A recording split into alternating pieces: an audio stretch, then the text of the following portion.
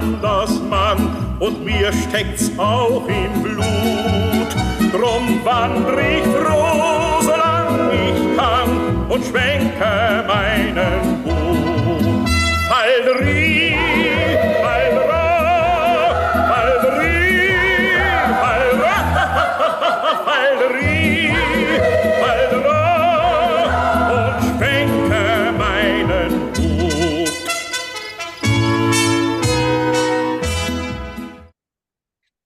All right, well, welcome back to another episode of Inside BBI with John and Eric. I'm John McDevitt, and with me, as always, senior editor of Big Blue Interactive, Mr. Eric Kennedy. And Eric, I love the background. How you doing, my friend? Yeah, one of my guilty pleasure movies. It's just so stupid, but I love it. So I know a little German. If anyone's seen that movie will get that reference. So, anyways, and if you don't know if you don't know a little, you got to see if you haven't seen Wang Wang, you've got to look up Wang Wang, and he did a movie. He's about 3 feet tall. He's Filipino, and they did a movie with him where it was a takeoff on For Your Eyes Only, and it's for your height only. And oh my God, it's hysterical. But if you watch the Jason Brandt so bad that it's good episode on Wang Wang, you'll see where this came from. Check it out. I found the shirt and I was like, all right, let's see what happens. So, and I've got my Perlenbacher Hefeweizen beer here for the German trip. So you went German, and I'm honoring the Germans with what we're sending over. You know, the 2-7 Giants, the 2-7 Panthers, Mick Ultra. Couldn't find anything cheaper or any worse that I had in the house, and I was like, perfect for this game. So we took a little break this week. It was a busy week for the NFL with the trade deadline. It was a busy week for the Giants. It was a busy week for our country.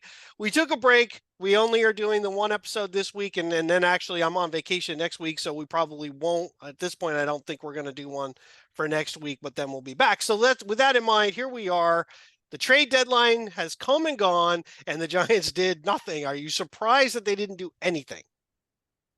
No, I'm not surprised. I wouldn't have been surprised in either direction. So when they were starting to talk about, and I don't know how realistic these predictions were, but when they were talking about 6th-round picks, I'm thinking, again, you know how I value draft picks. I'll take 7th-round draft picks. Sure. If they still had the 12th-round draft picks, I'd take those. But at this point, and then Slayton has a concussion. He didn't even make the trip to Germany. Right. So that probably was a little bit of a factor for a team that might have been thinking about trading for him too. He's got a concussion at this point. So Aziz, it depends on what they would have offered for him. I don't think he's going to be on the team next year. So I'd rather get something for him before he leaves. We could still get a comp pick, but that depends on how many free agents we lose versus how many we sign that are quality. Right. We didn't have that much stuff.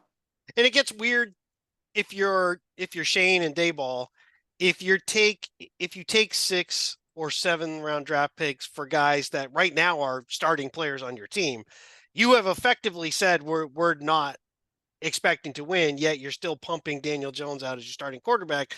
So it's kind of one of those weird things. Yeah, it's kind of one of those weird things where you're like, I guess they were kind of stuck. I can see it. I mean, I think I would have moved Aziz just because, quite frankly, you're not going to re-sign him, not for the money that he probably is going to want and could get somewhere else. But with his injury history and everything else, it just doesn't make sense we would have so much money tied up into one position on a field that, you really just can't justify that. Well, the problem with Aziz is this, and again, fans keep having the short-term memory thing. His needle's been pointing up a little bit because people see the sacks, but our run defense has been falling apart. Right. I think he's a part of that. But the big picture thing is he has a ton of lower leg injuries going back to college. And these have been building up to the point where Cy even a few weeks ago was wondering if he would ever be able to recover from this stuff. So he's very young, but I wouldn't be surprised if he falls off a cliff at some point because, again, he's had all these calf injuries and all these lower leg injuries that just keep showing up. And I'm thinking, get something for him now before he does fall off that cliff. So the one thing I will say this is they made a pretty cutthroat move this week by cutting Nick McLeod in a salary cap move, which was purely salary cap related. Yeah. They saved 1.5 million. And which I didn't know this until it was mentioned by the reporters. He was a very popular player in the locker room.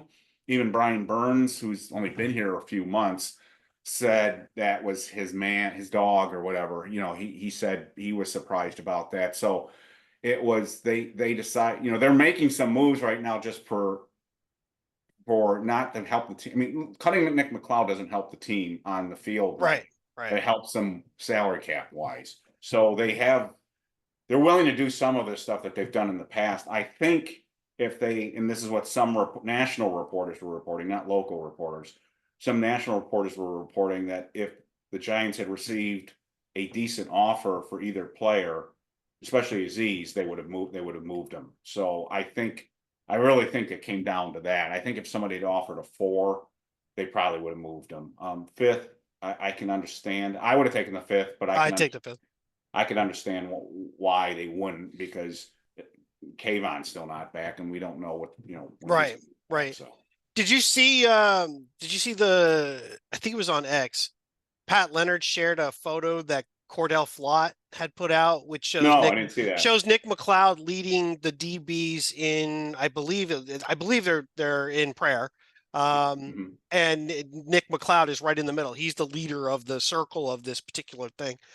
And Pat Leonard basically pointed to this and said, you know, this is Shane. This is a look at, you know, Schoen and Daboll, you know, potentially losing the locker room. And someone else took it and said, they're going to lose the locker room because of this stuff happens all the time. I get it. It's weird. The timing's weird. Like, you could have done it at any point in time. Why did you wait right up until we get to the trade deadline? And then you're like, okay, we're going to get rid of a guy. Maybe. Well, it sounds like they wanted to do it earlier, but because of injuries early in the year to the cornerback position, they prevented them from doing it at the beginning of the year. And then McLeod was starting for a while, so it might have been the injuries that prevented it. Yeah, so. And I was going to say that could be the only other reason, is that we finally got healthy enough to do it. It is pretty cutthroat. I mean, it doesn't move the needle for me in one direction or another. I'm like, whatever. It is a locker room thing, though. But it is a locker room. So I don't necessarily agree with Pat, but if things start to go south, this will be one of those drips. You know, it'll be one of those things that, you know, they'll be like, again, like you said, again, we're reading too much into this, but there are probably people in the locker room going, they're sticking with Daniels. Right. So anyway, so it's just one of those things. But we will talk about this too. I mean, the one thing that was giving me some optimism this year was the defense, and the defense has been playing like crap now. It's a trend now. It's 3 weeks. Right. So, and if they shit the bed in Germany with the Panthers offense that's not good, with a quarterback that's been struggling. Now I know there's a little rebound here, but if they look like they did against the Commanders, then oh my, you know, I'm really, one thing I want to get out before we get to questions here. The one thing I'm really down on this week is it's hitting me more now what a mess this franchise is. It's just, you know, we thought we were past this in 2022, and with every loss that's mounting right now, we're not competitive in the division. We may go 0-6 in the division. We've already been swept by the Commanders, which is unbelievable. They were completely rebuilding. I don't want to talk about too much about the Commanders because I want to look forward, but the Commanders, they looked like they were having fun out there. Their quarterback's smiling, and man, if we had that quarterback on our team, we'd have a totally different vibe right now. Absolutely. We don't have, and it's just, to me, it's a slap in the face how far this franchise has fallen. And I know it's been down for a decade, but when are we going to get out of this shithole? I mean, when are we going to get out of this mess? It's getting worse. And now the Commanders are ahead of us.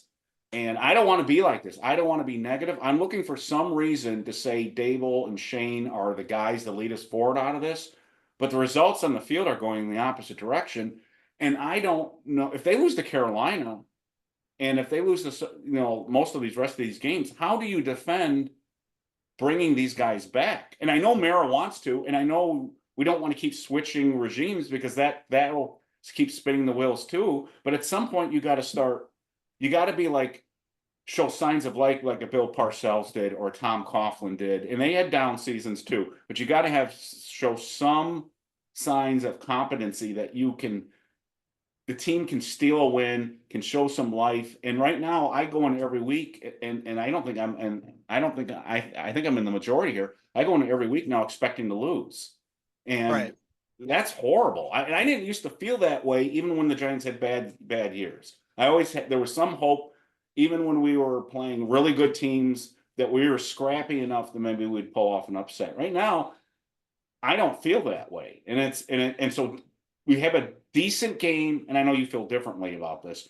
We had a somewhat decent game from Daniel Jones for him against the Commanders, like he's asked to do. Okay.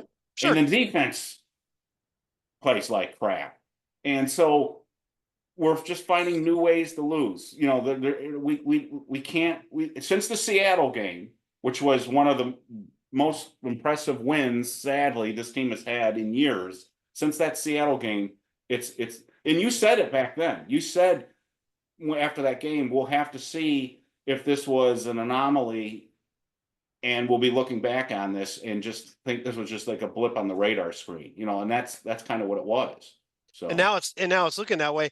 Again, the weird thing, and then because I'm with you. I kind of want to look forward to this game and then forward from there. But there's some things that sometimes I feel like I don't. In threads, I'll try to say something and I don't necessarily articulate it because it's a lot harder to type something out, fluidity of thought when you're trying to type it out because you're just answering back so fast sometimes just to keep up with the thread. But my thought is this: nothing is in a vacuum. There's no piece of a football game that's independent of itself, meaning the defense played badly against the Commanders. That's a given. But what would it have done? Or how could that have possibly been different if we don't start the game going 3-and-out, if we don't, once again, not be able to score, we turn the ball over after what was a physical drive, run, and then all of a sudden you get sacked, fumble, which, yes. And that was a weird play. That was a weird play. It was a weird call. Partly because it's a longer developing play. Now, Chris Hubbard didn't give any time. I don't care. It could have been much shorter and it still would have been a bad play by him. But overall, you're asking for a deeper drop. It's a fake handoff, a drop back. We're letting you're letting people come forward. That's the idea. And then we're going to throw because you want to catch them thinking you're running again. The problem is the end came flying through so fast. But if you look at the play, though, Jones turns and he still tries to throw the ball. I don't know why you would even think your instinct when you see that guy should just be like, that's it. I'm taking the sack. I'm going down. I know you felt that way. You emailed me right after. Yeah, you were still getting the site going. I know. I was trying to get the site back up. Yeah. That kind of stuff, it has to be deflating. Yes, I still wish this was like the 1980s where the defense goes, that's fine. We can't score more than 13. Don't worry. We won't let them have more than 10. But we're not that team. We're not that defense. We haven't been successful consistently since well before most of these guys were even on the team. No. So I don't think things are independent. Daniel Jones had a good game for him. I still don't think it's a good game. I looked at a number of plays. His passes are still slightly behind or they're a little high, and it takes what would have been a big play into a small gained play. He played physical. He ran the player over. He won angry runs on Good Morning Football. Congratulations. Always great to have a T-shirt made up for you in a game in which you lost. But yet we can't. When you say good game, right? Joe Burrow had a good game last night and they lost, right, but he had 400 plus yards passing. It's just that, it was the 2 touchdowns throwing and the 1 touchdown running. That's that's like you said, they lowered the bar. Yeah. It's lowered the bar. So when you look at some of those things, they're very disheartening, right? They're just So one thing I'll say to a lot of people, do not put too much stock, just like you were talking about a minute ago, on an individual player or team players or sides or whatever into one particular area of a team in a losing season. Giants fans in 2014 saw an offense that had decent numbers. The numbers were, we were doing this, we were doing that. And I kept saying, don't look at that. Don't look at that. We were putting up numbers when we were already behind by 20 points. Right. Those are deceptive numbers. Those are not accurate. You need to understand the flow of the game before you make those kind of things. So right now, if you go, well, this team, our defense was better and it could do that. We just don't score enough. It has areas that are broken, but those areas that are broken get magnified because we have one piece to the team that's holding it back. And that's the quarterback. And I know we can beat this to death and we're not going to for this thing, but I've thought about it and I keep playing like this mental game of, well, let's put this guy in. What would we have for a record? Okay. I can't find almost any other quarterback minus the guy we're playing this weekend that I think probably wouldn't have at least the same number of wins or probably 2 to 4 more wins. When you talk like a Stafford, I think it's 4 more wins. You talk Jaden Daniels, 4 more wins. Jaden Daniels changed that franchise. They're not that good. They're not very good. We could have beaten them again, and this is why we still can't barely score. We scored 22. But I came out of this game not mad at Daniel. I'm on record. I would have benched Daniel. Right. So I agree with you. And again, my problem with that play is this, and I know some people are going to disagree with me. That's bullshit play when the whistle blows. Again, the Giant, he should have eaten the ball. There was I don't like the call, like Cy said. They were running the ball down their throats. And of course, if the screen works, and the screen was set up perfectly. It would have gone for big yardage had the left tackle just knocked the guy off. So it would have worked. But the blow the whistle, it causes the other players and they shouldn't be doing that, but it causes the other players to think the play is over. And that was my problem with that play. And again, nothing you said was wrong in the numbers. And like, for instance, one issue I had with Cy with his analysis of Daniel is what you just said. The ball placement was like, even on Theo Johnson's touchdown catch, Theo had to kind of contort to get that ball. That's not that should have been an easy touchdown, and it wasn't. And Theo made a heck of a play. I know Theo had a rough game before that. Sure. But Theo made an amazing catch, and he stayed on his feet after contact and got into the end zone. But that should have been an easy pitch and catch there, and it wasn't. But I don't want to spend too much on Daniel because everyone knows how we feel about this. But it's to me now we're finding it's another way. That play was so giant that it's like you ever see the movie Kingpin and they say, I don't want to get Munsoned out here. Right. What does that mean? It sounds so very giant now to lose games. We find new and different ways to lose games. The kicker's hurt. We don't have a kicker. That screen thing that just blew up on our face. All these different crazy things that happen to us now happen on a weekly basis. And we find ourselves every week now going, oh, and only if this didn't happen, or only if that didn't happen. But it gets to the point where you are what you are. You're 2-7. That's you could have won, you could have lost games, but your record is what you are, and that's what we are right now. And again, I don't see this talent on this team is so much better than it was in 2022, but we're playing worse, and that's what's bothering me the most. On the defensive side of the ball and on the offensive side of the ball, you cannot argue that this team is less talented than it was in that 2022 season. Yet the coaching staff and everybody else, it's not coming together, and I just get this horrible vibe off the team right now. And the last thing I'll say about this, and I think we should answer questions, but from my point of view is, and I said this in earlier episodes, how does this end? If you keep losing games, if we lose most of the rest of the games and we finish the season with 3 wins or 4 wins, and we may not get that far. I don't know. Do you feel good about this? Well, yeah. I think don't feel good about this whole thing. And I think that's part of the go forward talk we'll have. One of the things I'll say, which I'm a little worried about. So 22, was a tale of two halves. The first half of the season, second half of the season. First half, we started out at 6-2. We finished 3-5-1. But if you look at it, it's a microcosm overall of kind of not only on an individual game level, but the entire Daboll regime. There is never, like, can you pick one game, even going back to 22? Can you pick one game where we dominated the entire game? The only one I could come up with is the Colts game. And even then, we were a little shaky early on. It wasn't until we knocked Foles out of the game, and then it kind of became a runaway. But I can't think of one game where we were solid from the beginning to the end, that we played well. I mean, the Minnesota playoff game, but there were lulls during that game too. We kind of petered out briefly. We still were kind of lucky that ultimately Minnesota didn't move down the field. They still could have beaten us. I have yet to see, and that's kind of the way the seasons are. We play everything, and we've talked about this so many times. Everything that's close to the vest.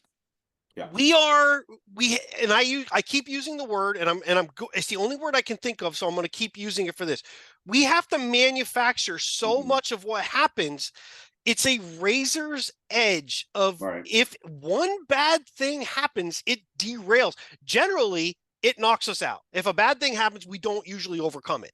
There's a few times that we have, but not often enough that you can say, hey, this team is resilient, that they will overcome those things. We need so many plays to score. You invite error. You invite the defense to pick up on what you're doing. Statistical probability says if I have this many times I'm doing something, at some point something bad's going to happen. And we run that risk constantly. We do 15 plays and sometimes kick a field goal. So this team, that's happened. That just happened like 2 weeks ago. Yeah. Everything we do is so labored. It's so like trudging and monotonous. And it points to what you said. This is not really a great feeling with this team. It's like, even when you're running the ball hard, it's not the 1990 Giants when we just pounded people with Otis Anderson and said, go ahead, try to stop it. We're just going to eat the clock up. We don't have a choice. We can't throw. When we do, we're worried about what might happen. So one last thing I'll say, because I do want to move, like you said, what bothers me the most out of all of this, and where I have a problem with Daboll, it's not the game stuff that any coach can be questioned about anything that they do. It's the fact that we keep saying stuff to me that's so rudimentary, so just odd, that I'm not understanding where it's coming from. So when you go, the quarterback threw the ball where he was supposed to. Congratulations. What is that supposed to mean? He made good decisions.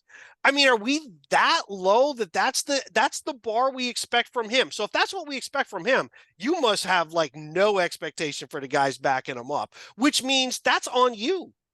I don't want to argue points that somebody else argues all the time about the room assembled, but you did put these guys together. But if they're so bad that you don't want to replace a guy who's 2-7 and has been horrible since his winning year of 22, has played poorly and then was injured, then you have such a bad position group that you're the architect of that. What does that say? So yeah. My just reaction, just the one thing that you said, my big picture take on the Giants thought process as it was occurring was 2022. We have a crappy team. The coaching staff did a marvelous job in the first half of that season. That was my impression at the time. Wow, this team isn't really that good. How the heck are we 6-2? Moving forward, we're in good hands. If they can get 6-2 out of this, and then the second half we had the ATV accident with Xavier, Adoree Jackson, who at the time was our best corner. People forget that, but Adoree was actually playing great football then, and we lost him in the secondary. Leonard Williams was actually banged up that year for one of the first times in his career. So I kind of felt like we sort of came back to the earth in the second half, but then they got things together at the end. We almost beat Minnesota in Minnesota, so we wanted another shot at them, and we beat them, and everyone feels great. And of course, then there's the letdown. So then fast forward to 2023, and it was just a disaster in the beginning, and it felt like the wheels fell off. But towards the second half of the season, even with the third string quarterback, I got the sense that the coaching staff did as well as they could do given who was on the offensive line, given who was at quarterback, and all the issues that team had. I just felt they actually did pretty well in the second half, trying to stabilize things a little bit. Right. I was a little bit optimistic, or very optimistic, heading into this year. They got the offensive line, they got Burns on defense, they addressed some things in the draft with Malik Neighbors and they look like they have a decent draft. I felt like we're going to hover around 500. I'm hoping it's above 500, and we'll be moving forward. That's not happened. We're on pace for a worse record now than we did last year. So that scares me, because with better players and knowing what happened last year, it's not getting better. So I don't feel like the coaching staff is coaching well. I don't feel like the plan that they had in place was basically based on what their offseason moves were. We're going to let Daniel sink or swim, but we're going to surround him with enough talent that he should be able to manage this team in a credible manner. But here we are again, where he has a ridiculously low number of touchdowns. We're 2-7. The defense, which I expected to struggle more at the beginning of the year, which did a little bit right off the bat, but then got better quickly, is now regressing terribly. So I don't have a good feeling about the arc of this from the 3-year arc. It just doesn't seem to be going up. And what really scares me, again, and I'm repeating myself, is our inability to win division games. If you can't win division games, you're fucked. You can't compete. You're never, if you can't win your division games, you're never going to be a serious contender, and you're likely going to be the last place in your division. And that's where the Giants are heading right now, because they can't beat the Commanders now. So, I mean, when we play Dallas again, it's going to be really interesting, because Dallas looks terrible. But if Dallas sweeps us this year, that's going to be really bad too. We're talking about Carolina being bad if we lose to them. But if we lose to Dallas, and Dallas sweeps us, and the Eagles sweep us again, we'll be old 6 in the division. Yeah, I mean, if you think about it, again, we've said this before. A lot of what I had mentioned during the summer has actually come true. Washington is their win total is slightly inflated, because they played us twice. I think we got to give them more credit. No. But I get that. It's slightly inflated. They played us twice. We should have won the first game, but we managed to do it without a kicker and all that crap. Yeah. And then they beat us again, a game that we should have been more in. We were, until all of a sudden the wheels come off, and then it just seemed like it didn't really matter. I'm not taking it away from them. What I'm saying is it's not like they're a 7-win juggernaut. Let's put it that way. No, they're not, but they're better than us. And Philadelphia. Oh, sure. Yeah. Granted, Philadelphia they're a bit of a paper tiger. They've got cracks all over the place, and Sirianni's a horrible coach. They've managed to win a few games that they probably should have lost, but again, good for them. But even so, if we just play halfway decent, the way that these guys are playing, we could be competitive with them. Then You've got Dallas, who right now, if we had freaking taken care of business at home, I think Mike McCarthy's already fired. I mean, they're so bad. They're a train wreck. Yeah, they're so bad. We're worse of a train wreck with Dallas. Their expectations were much higher than ours. We're a bigger train wreck than Dallas, because Dallas actually can point to the fact that they were missing a corner, another corner, their best pass rusher, their second best pass rusher, and they still beat us. They still beat us in our stadium. Yeah. We had way more weapons, we were way more healthy, and we still could not win. And they beat us last year with their backup quarterback too. So I mean, right. And if you look across the NFC, to continue where I was going with that, there's a number of teams that are bad. Man, we're talking 2-7 teams. New Orleans is 2-7. Carolina's 2-7. I mean, you've got bad teams. Dallas is a 3-win team. You've got a bunch of bad teams all across the NFC. And here we are in a year in which we probably should be right at the top of the draft board.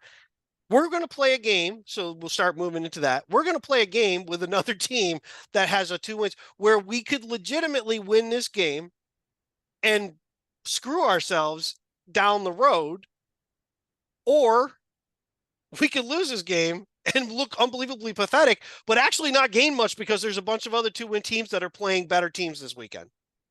Yeah, I'm waiting for the offseason at this point. That's where I'm at right now. And I agree with everything you just said, but the league in general is not good right now. There's a lot of bad football right now. I mean, Roger Goodell, you're doing a hell of a job because it's not good. And what does not help the NFL is that two of the teams in the two teams in the biggest market in the country are awful. The Jets and the Giants being like this is not helping the NFL. The Giants have been awful now for more than a decade, and that's not good for the NFL.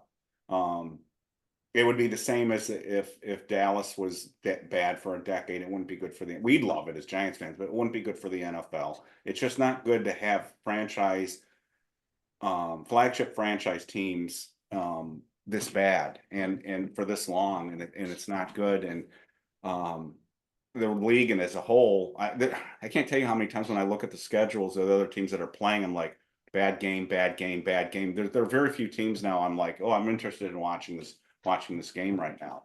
Well, that leads us to this game, and before we break the game. Hey, Germany, guess what? Guess what? Before we break that game down, though, this is the one weird spot that we're in. Shits and giggles purposes, if we beat Carolina, which is no ringing endorsement, but if we did, then you've got a Tampa Bay team that has a ton of injuries and they're going to be on the road. Let's say you beat them. You beat them at home. Wait, I think we got a question on this. So let's get. I think we've got actually a question on the schedule. Let me ask that question. Sure. Because you're getting into right where we want, and I want to be responsive here because it's actually the first question from Sean. How important do you think these next 4 games are to Mara versus Carolina and Germany?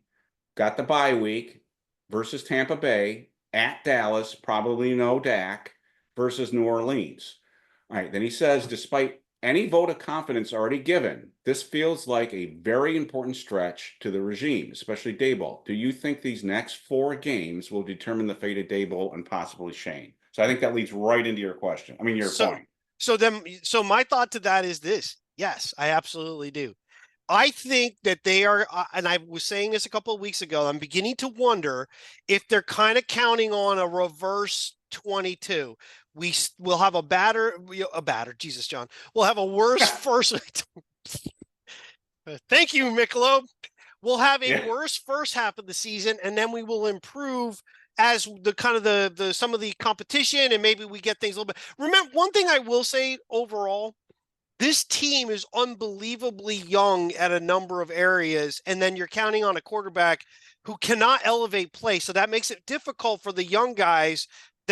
I think Neighbors is struggling a little bit, and I think his attitude is going to start to waver because Jones doesn't bring people up. And Wan'Dell's a young guy. Hyatt has disappeared, although this is his game to come back. So anyway, I think these 4 games, if you roll off 4, suddenly you're 6-7.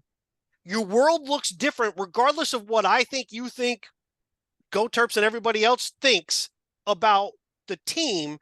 The fact of the matter is you're suddenly sitting at 6-7. As far as Daboll and Schoen are concerned, that's a big deal. Now you've got time. Now you've got some things you could do, and you can always point to what we needed to fix for next year to stay.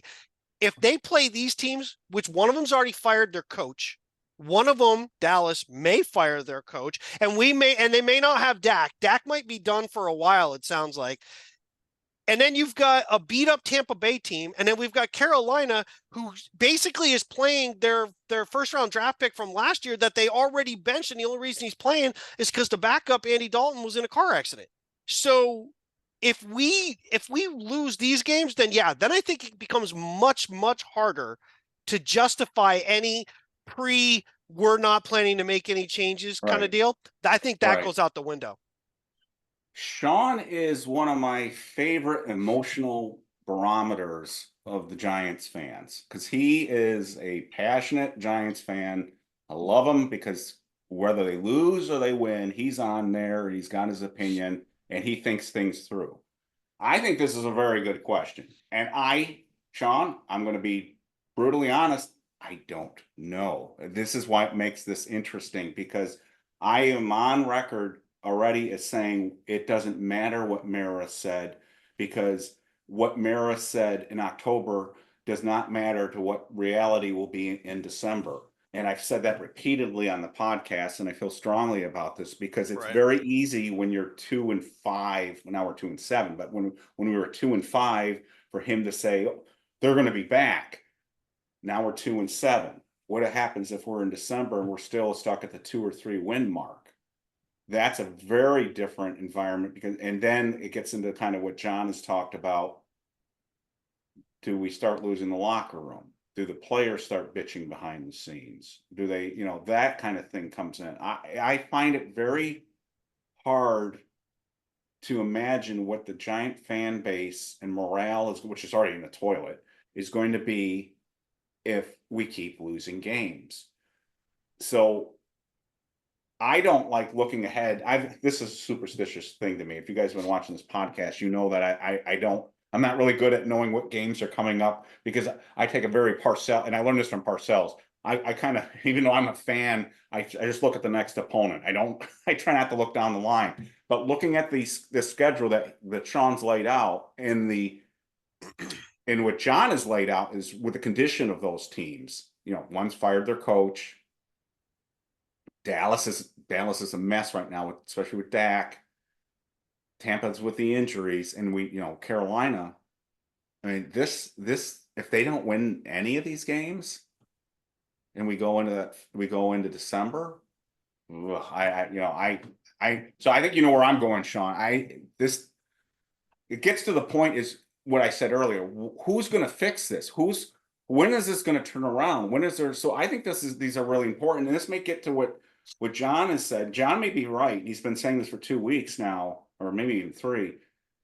Maybe they're hoping for a flip, like a second half strong, a little bit like last year, where they steadied the ship and they got some wins that they probably didn't expect with DeVito playing. Would help or hurt our draft position, but maybe they're hoping that that's why Daniel's still playing.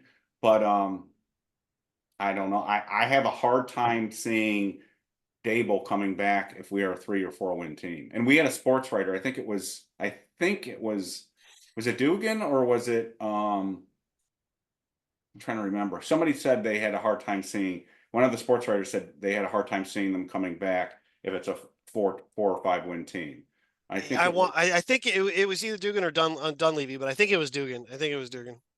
Yeah, somebody said that. So and it might have been Connor. It actually might have been Connor too. So, but I have a hard time.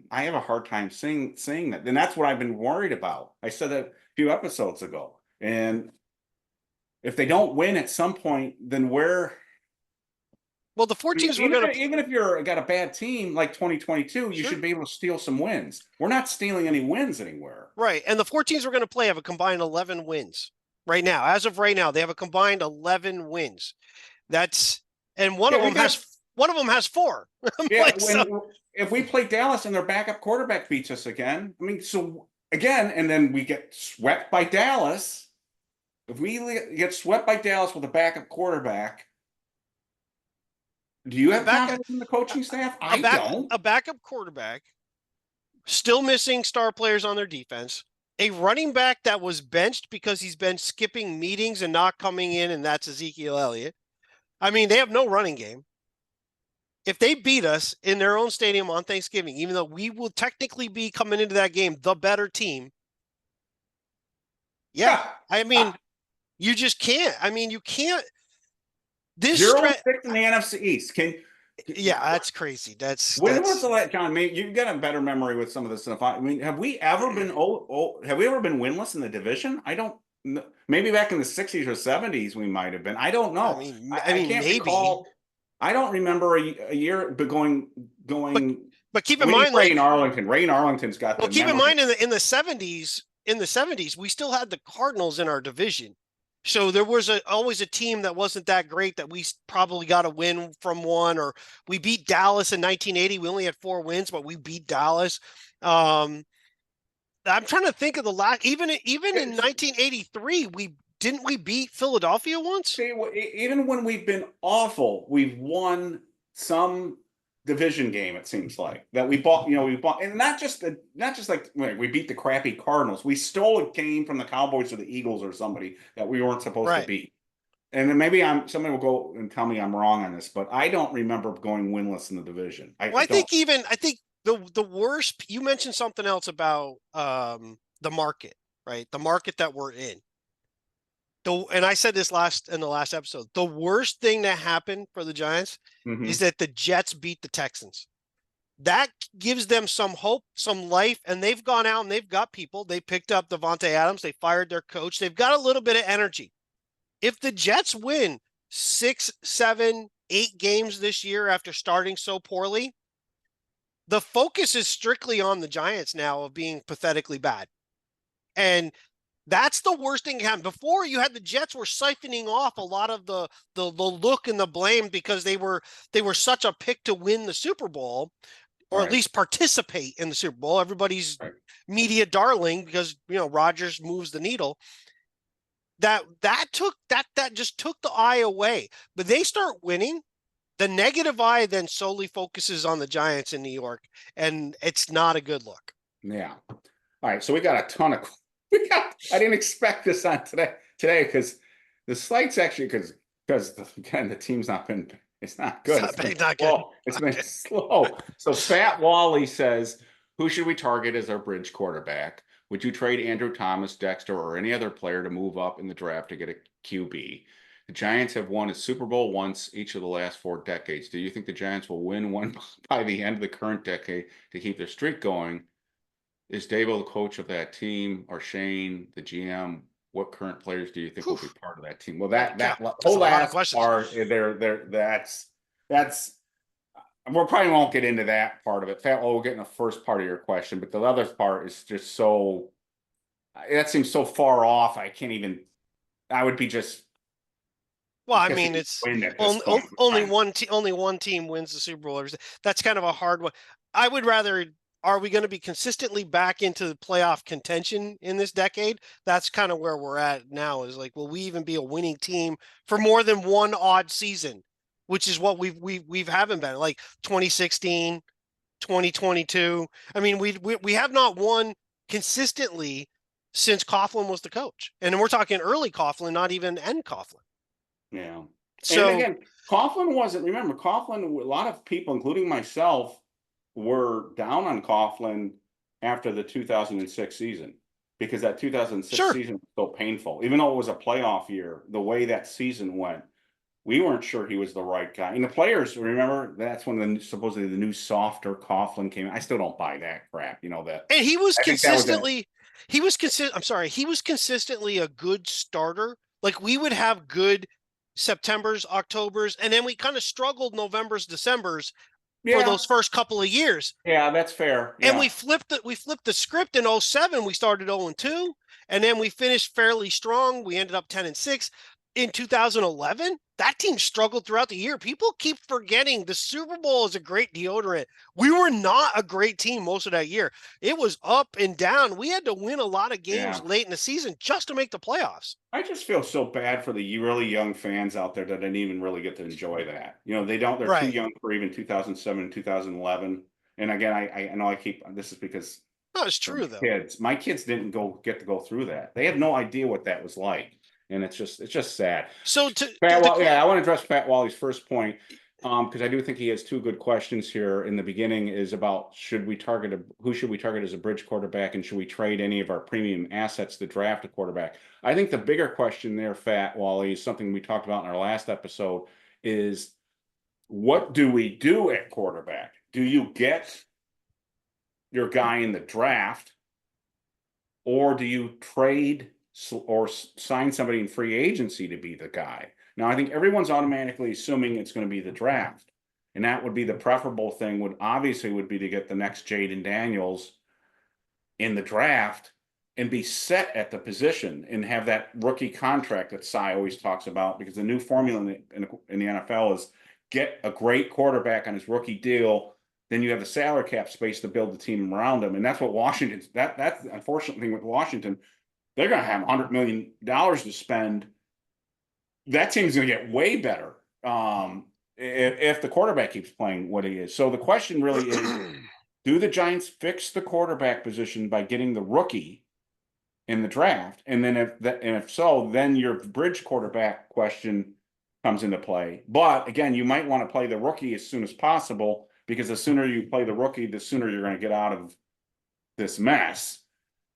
Or do you sign somebody or trade for a veteran and then use a second or third round pick on a quarterback? And it's a deeper quarterback class. It's not as good at the top, but it's the deeper class. And you develop the guy and you play. So the first guy really is kind of a bridge, but he's more than a bridge, because he may actually be the starter for 2 or 3 years if he's good or decent, until the developmental guy that you drafted in the second and third. So that, to me, that's the bigger question, is which route do you go? And John may feel differently about that. But I think you're right. I mean, straight up, to answer the question, here's what I would do. One, I would go get a guy that I want that's the current quarterback in the NFL. If you look around the league, who could be available? There are free agent guys. Darnold's potentially a free agent. He's going to be expensive for a guy that's kind of, but he's better than what we have right now. But he might want a 2, 3, 4-year deal versus a 1 or 2 year deal, which is what you want a bridge guy to be. You don't want a 3, 4 year contract for a bridge. I think, and I've said it, I was saying it before. I was hinting to it before. It just didn't work out trade deadline wise. I think you're still going to look out west. I think we should probably consider Matthew Stafford is definitely one of the guys. I'm trying to think anywhere else in the league right now where a guy, Geno Smith is another guy, but I don't think you can bring him back to New York after what happened when he was here before. I think I don't think he would do it. I don't think he would come back here. So I think you're looking at a Stafford, maybe a Darnold. I doubt you would do Winston, because we had the opportunity to do it and we didn't bother. No, I don't want Winston. Yeah. No. So I think Stafford's my guy that I would want to go get. Then I want to draft a guy, but I don't want to draft way at the top of the first round. I want to trade down. I want to trade down to accumulate some picks for 26, and I'll take a guy, because I think there's just a couple of quarterbacks way at the top. Shadur Sanders is one, Cam Ward's the other. If you listen to Cy, he has major reservations for Cam Ward. I like Cam Ward. I mentioned him back in the summer. I actually wrote him on if you watch the episode we did with Cy, I actually wrote it on a piece of paper, and I was waiting as he was going to talk. And then he thought I was going to say somebody else. And I had Cam Ward written down. Right. There's some things I worry about him. He's a bit of a risk taker with times when he probably shouldn't do that. And he does. You can gamble in college and get away with it, but it would be more exciting than the crap we're dealing with. But I think trade down and accumulate picks, but I would go after a Stafford. I would probably sign a Darnold if I can't do that, if I can get him to a lesser contract. I don't want a 4-year deal. And then work your bridge. No, you're fine. And then work your bridge. The problem here is if Schoen and Daboll survive this year, which we know Mara wants them to,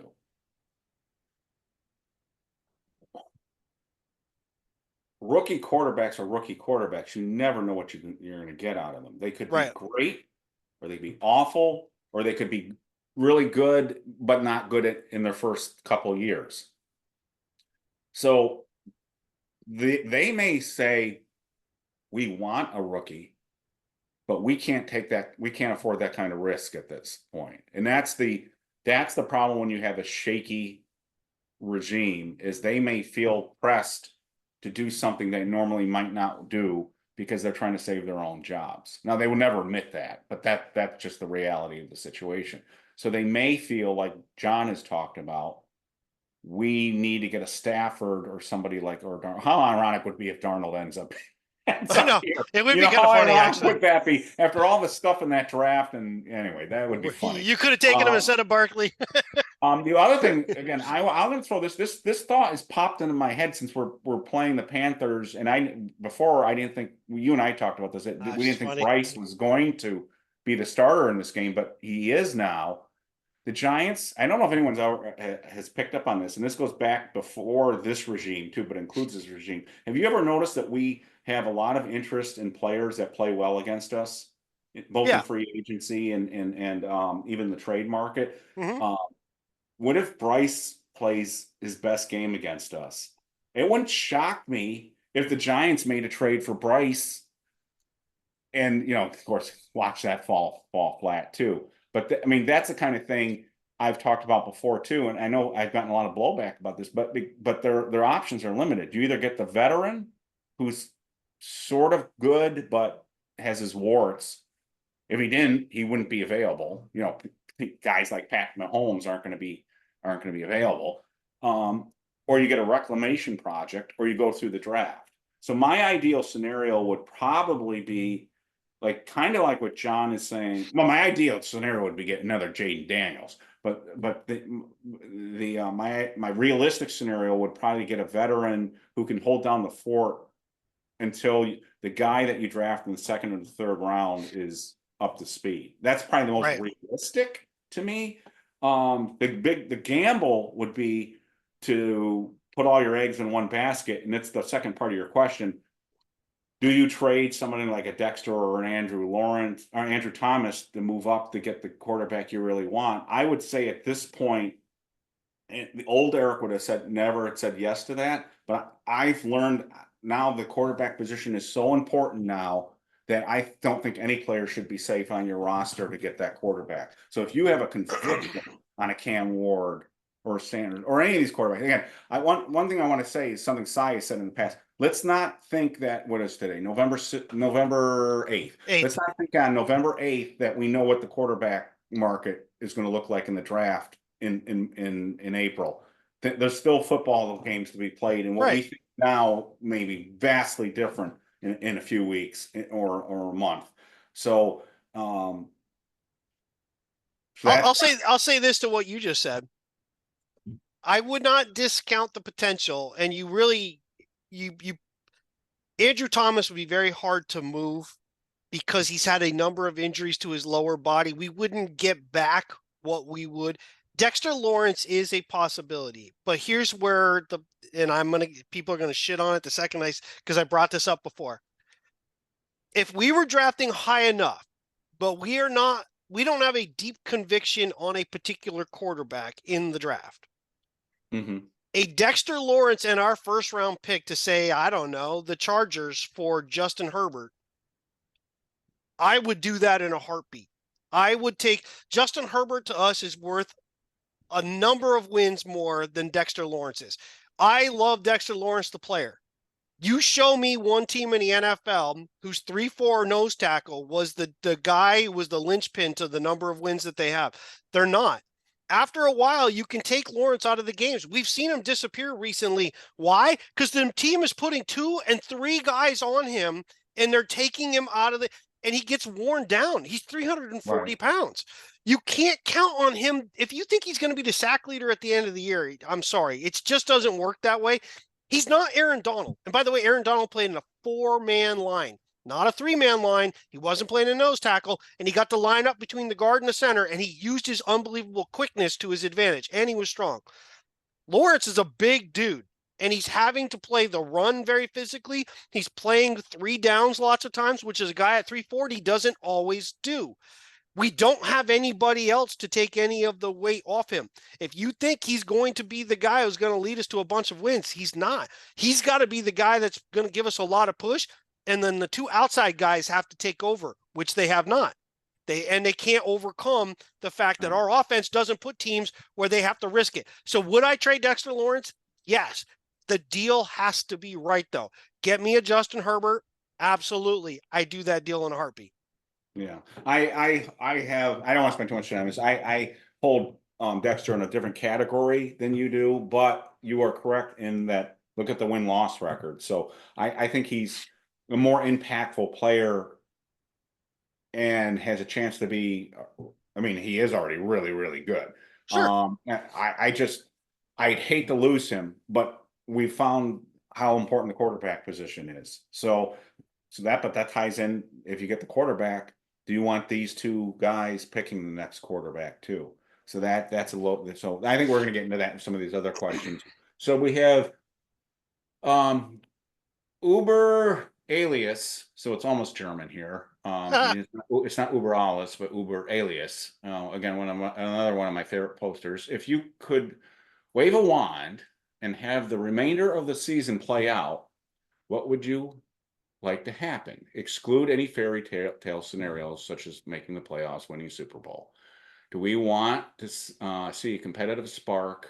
I see where he's going with this. With wins, like it sounds like in the game previews, competitive. All right, so he's asking, do we want competitive games or do we want losses to help the draft selection, or do we want to see them crash and burn so we can move on from the head coach and GM? What I'm rooting for is I want Schoen and Daboll to be the right people so we don't have to change again. I'm starting to have serious doubts if they're the right people. I don't want them to be the wrong people because I don't want to start all over again. What will it take for you to feel that way? What, like, so it's not wins and losses, right? It's more what you see. Well, or is it? I'm going to say maybe I'm contradicting myself here. I don't know, but I think they've got to start winning some games to make me feel better. I've got to come out feeling, all right.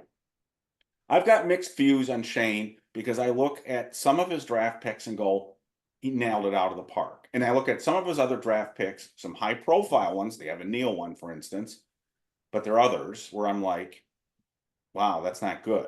And I know GMs don't bat 1,000 and that's ridiculous. And there's some people who nitpick over like 4th, 5th, 6th round picks. You know, if somebody's bitching about Trey Hawkins, they need to wake up and look where the guy's drafted. All right. So, but they have a Neal, it's a different story.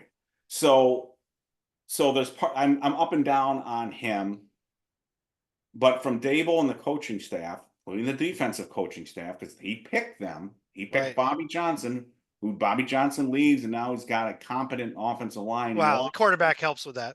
Yeah, I know that, but it looks it looks bad. I mean, so people are starting to mock. See, and that comes with the territory. When we suck, you're getting mocked because you've opened yourself up to that. So you got John Feliciano mocking the Giants for firing Bobby Johnson. Now that comes with the territory. Anyways, I'm digressing.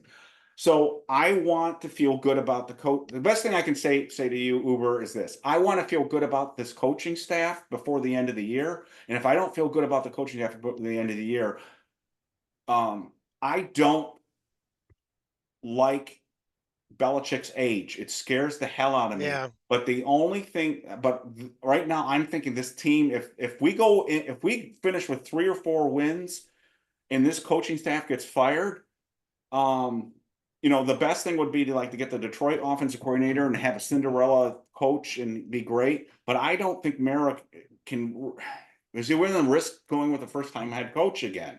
So to me, the guy that reeks of culture change is Belichick. And and that kind of scares me too because of his age and where he is in his career. But the Giants are desperate now. I mean, they can't pick. There's organizational rot in this team. It just nothing seems to work. And if you need to fix this, who's the guy to come in here and say, I can fix this? Bill Parcells did that. Tom Coughlin did that. Who's the next guy who's going to come into this team and say, enough is enough. You're going to do it my way. We're going to fix this thing. I don't care who you are. You're either one of my guys or you're off this team, and we're going to beat the Cowboys. We're going to beat the Eagles. We're going to beat the Commanders, and we're going to get this team back to where the hell it deserves to be. And until we get the guy in there, that's where I am right now. And Daboll right now can't win a fucking division game, and that's pissing me off to no end. Beat the Commanders, beat the Redskins. Beat the Eagles, beat the Cowboys. And that's until they do that, they're going to be in the basement. Sorry. So no, you're fine. So for me, it's one of 2 things.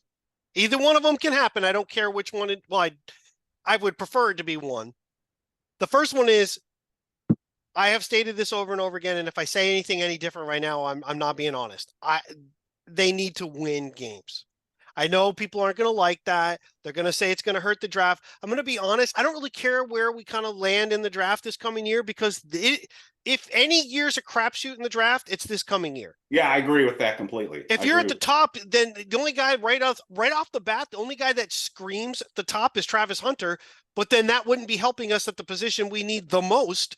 So I'm thinking it doesn't really matter. It's going to be more about who you pick, not where you pick. I agree with that. Yeah.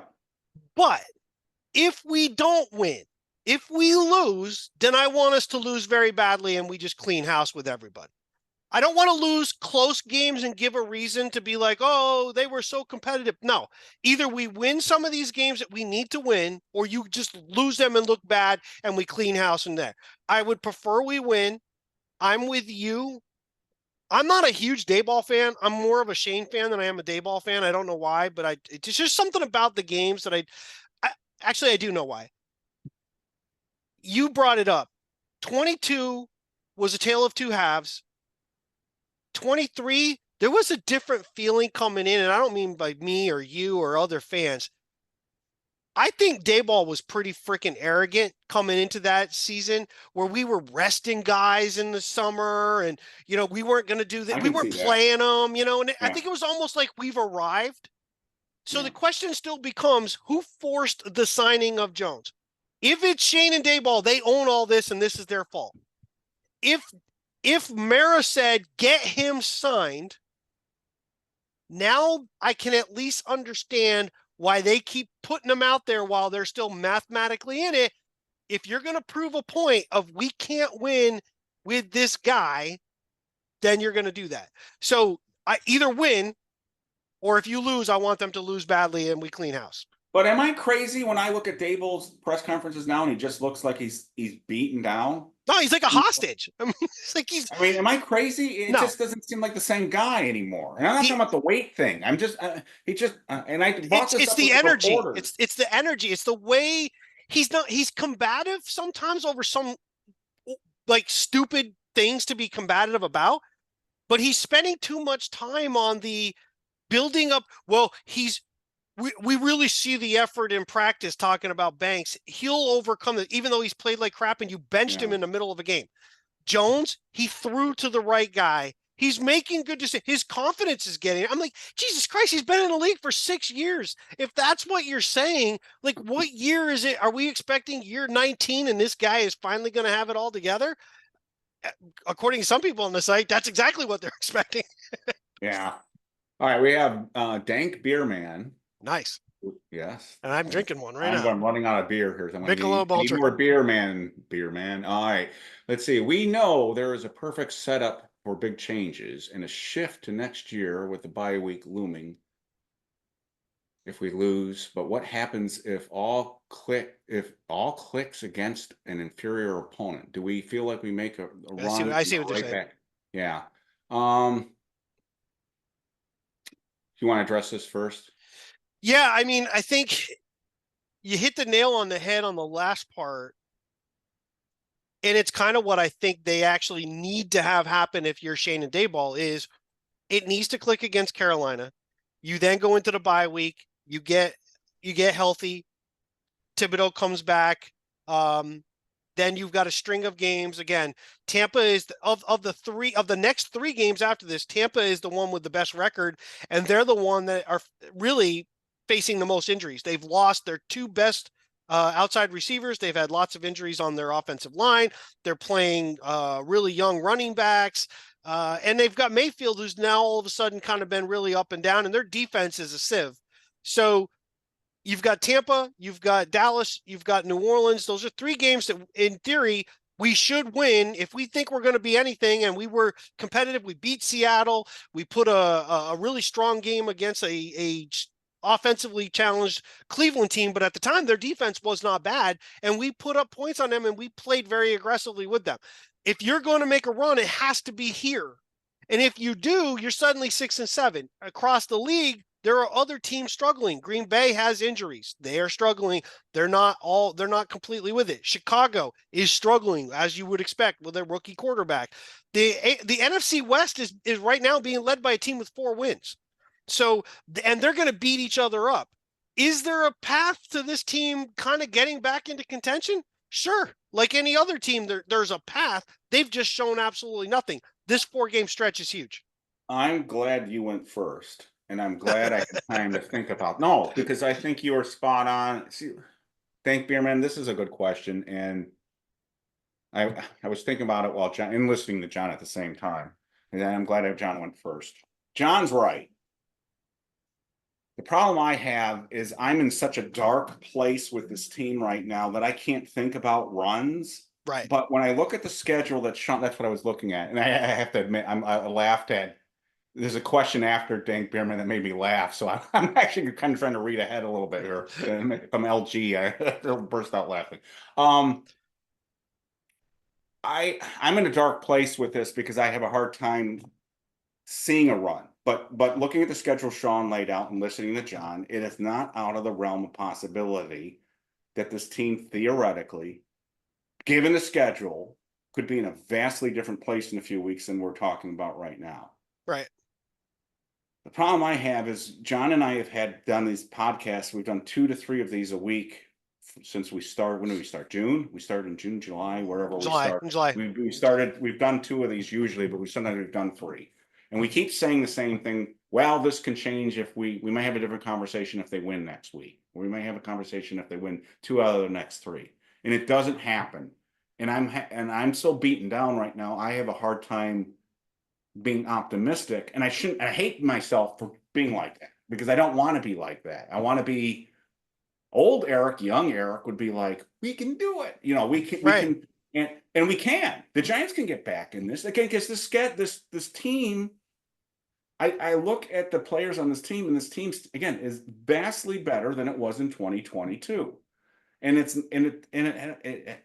may not have great players everywhere, but it has solid players at a lot of positions, and it has a few really, really good players. So we should be able to be competitive, and that's what's bothering me is we should be stealing wins, even in games that we should steal a win from a team that we weren't expected to beat, like Seattle, but we're finding ways to lose. So. I'm going No, you're fine. Long answer to answer his question is you are correct that they could get back into this, and this is probably why they're sticking with Jones, is that they probably think that they still can at least make this a respectable season. I don't think they have visions of going to the playoffs or anything like that, but they think that they can change the narrative on the season still. I personally have a hard time seeing that happen, and that's my baggage. But that's where I feel like now. I mean, I'm not optimistic that we're going to beat Carolina on Sunday. No. If they do, I'll feel better. I always feel better when they win. I'm actually thinking that I'm worried that they're going to lose. Carolina is a better team than people think they are. They have played some good teams. They played them very competitively. Bryce Young threw 2 touchdown passes in Denver against a Denver defense that's pretty good. Yeah. Daniel Jones, I doubt, would throw 2 touchdown passes against Denver in Denver. Just saying. I like to be positive. Go back. The internet's forever. Go back and look at my game preview for Super Bowl, the Tom Brady perfect season one. Sure. I said we were going to win that game, and no one gave us a chance. I mean, Giants fans did, but nobody gave us a chance in that game. But I thought we had a good chance to beat the Patriots in that game. You can go back and read my game preview on that game. And I like going into games and going into seasons feeling that we're going to do good. I just right now I'm like, I expect the worst to happen. You bring up that game, and I'll just real quick. I think I told this story before, but just in case, I was doing a live radio broadcast, Super Bowl preview broadcast before the Super Bowl game, from a bar in Essex, Vermont. And so here I am, I'm live and I'm sitting up there with my co-host and we're talking, and this guy's walking by and he's seeing, and he's turning around, he's pointing at his jacket, making all these comments. He's wearing a Patriots jacket with the 3 Super Bowl trophies. So I in mid broadcast, I said, hey, buddy, that's a great jacket. I go, you know what's really good about that jacket? I go, when this game's over, you won't need a new one. You'll still only have those 3 trophies. Yeah, I mean, but I felt optimistic going into that game. So, but now how far times have fallen. Now I don't think we can beat the Panthers. So, LG, I think LG. I don't know what the other questions after this, but LG and NYC. won the interwebs today. Just one question. Why? Why do we suck so bad? Why are we so hopeless? Why do we have a shit owner? Why can't we find a coach slash GM slash I think he meant quarterback here, quarterback combo that is actually decent. So yeah, just one question. And LG, that's kind of where I'm at. I don't think we need to spend too much time on this, but he's where my mind is right now. It's like, why do we suck so bad? Do you agree? And I don't want to say with the specific use of the word, but do you agree that we have a shit owner? Do you blame some of this specifically on John Mara? I'm curious. I know people think I have a vendetta against ownership, and I know I don't know this. I'm just speculating. I know the Giants read the site, and the Mara family probably thinks I'm an asshole. They probably, and I would too if I was in their shoes, because I've been very critical. Well, their shoes are really big. They're big red ones with a giant red nose. No, never mind. Look, again, I love this team. Mara loves this team. I know he wants the best for this team. My concern is that he doesn't know how to do it. That's what I know he wants this team to win. I just don't know if he's got the DNA in him to get this team right to where it needs to be. He inherited a team that was already set up to win when it won those 2 Super Bowls after his father died. So that really wasn't on him. That was really on the architects before him. And then he has shepherded the decline of this franchise to a level that now rivals easily the 1970s. I mean, I think it's a fair debate to say what period of time is the worst in Giants history, and we may be in the worst period of Giants history right now. Again, I don't remember a season we went winless in the division, and that's where we are. I remember when we were the first team that didn't lose a division game. We tied one. It was when Fossil was here. It was I think it was his first 1997. Yeah. We didn't lose a game. Included that there was that 7-7 tie against the then Redskins back then. But thanks to Gus Farad. So yes, headbutting the wall.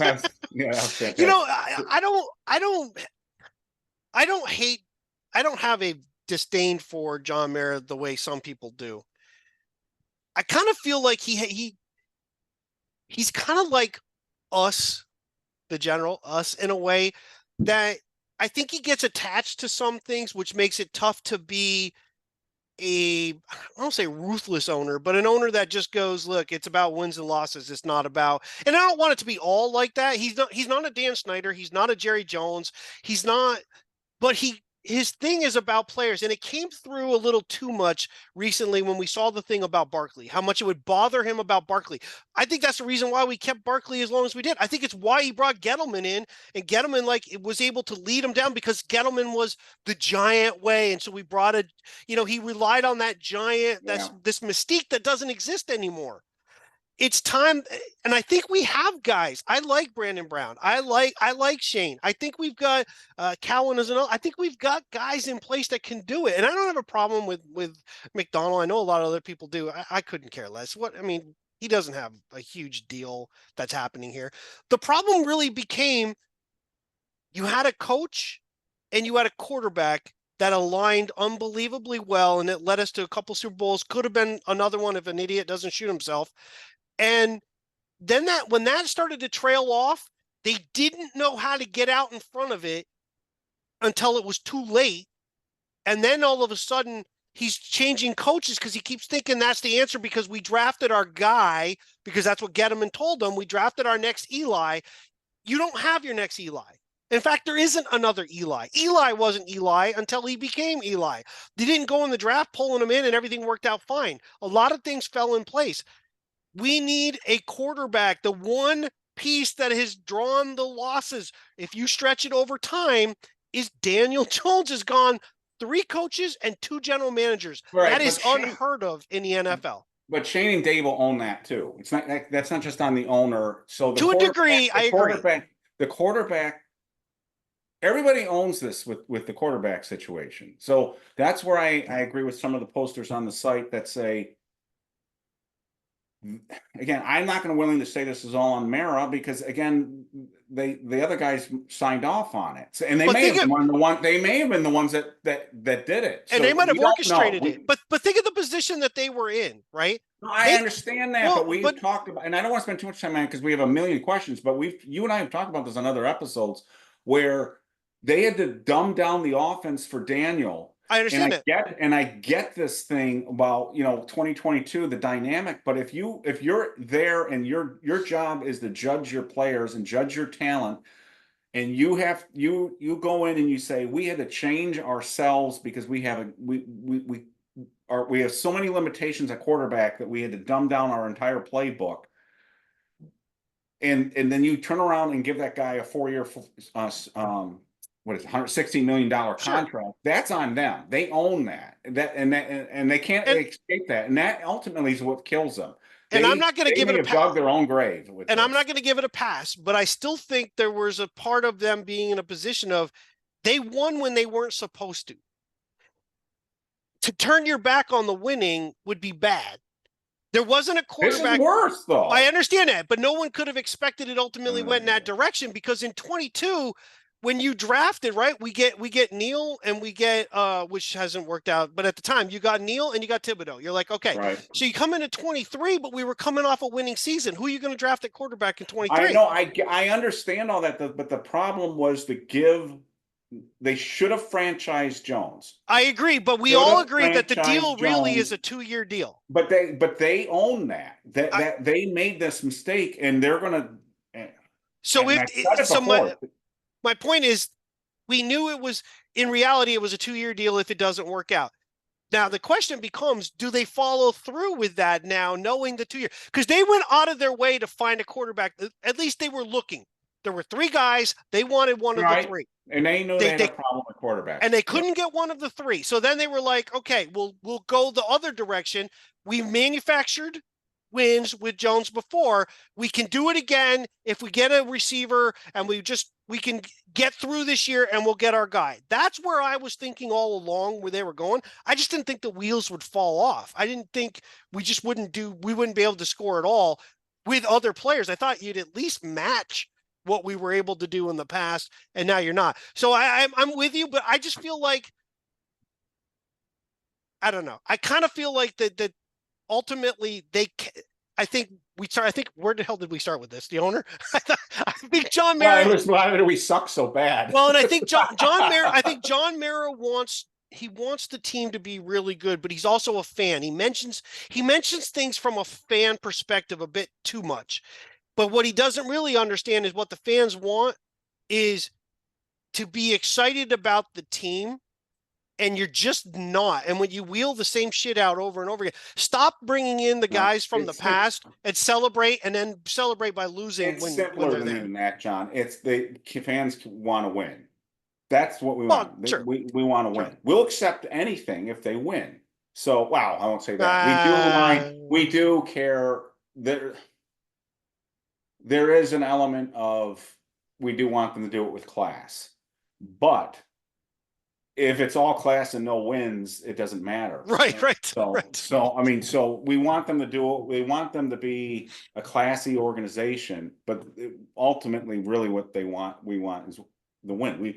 Because look, we're talking about a game here. We're talking about people who go to work every day, have tough lives, and they want to relax on a Sunday and turn on a game and enjoy it. And after the game's over, go, wasn't that great? I feel great. My whole week's going to be great. Now, it's not like baseball where, there's a next game the next day, or you have a double hitter even, or basketball where there's a bunch of games. It's 1 week and you're on cloud 9 for the whole week until the next week. And you're talking about the next game and all that. But now it's just loss after loss after loss after loss, and it's season after season after season of the same shit over and over again. And it's like, why am I doing this to myself? Right. I feel worse. This is supposed to be. It's like going to the movies, and constantly going to watch awful movies and saying, why am I paying to go watch a movie every week? And seeing just crappy, I'm like blowing my money. So only a few people will get this reference. We are the Barry O and the Brooklyn Brawler of the old WWF. We're the back in the day when they would schedule the really good wrestler, Yeah. and they would do the mark, or the jobber. Barry O, Brooklyn Brawler, they would put up a couple good moves. They would get a couple things in, and ultimately they're going to lose. That's us. We're everybody's, when their opponent comes up, we are the Brooklyn Brawler. We are the Barry O on their schedule. They know they might take a few shots from us, but ultimately they're going to beat us. That's where we're at right now, and that's embarrassing. Right. All right, let's move through these quick because we're getting long. Yeah, I actually got an email from a good friend of mine who watches the show and says, you guys got to keep it under an hour, and we didn't do that again. So wait a minute, where were we? Bold Ruler, one of the moderators, a fantastic guy, one of my favorite people. Well, we aren't actually going to win on Sunday, are we? Are we? He said, yeah, we could win. We should win, but we should win because the defense should win this game. But the defense has been trending down. So if we lose this game, it's bad. I mean, it's really, really bad if we lose this game, but we could. We could. I'll say this. I made the thumbnail for the episode already, and at the bottom of the thumbnail, I gave 3 reasons to watch. And then reason 1 was the Giants early scouting of Bryce Young for 2025. Yeah. I mean, that's kind of where I'm almost wondering. That's what goes back to my comment earlier. Don't discount the Giants looking at Bryce Young up close and personal. That nagging thought keeps coming in my mind. And again, I'm not a Bryce Young guy, but I'm just telling you, they've got to find a quarterback. All right, where the hell we are? Uber, you get 2 questions here, I guess, because you came up again.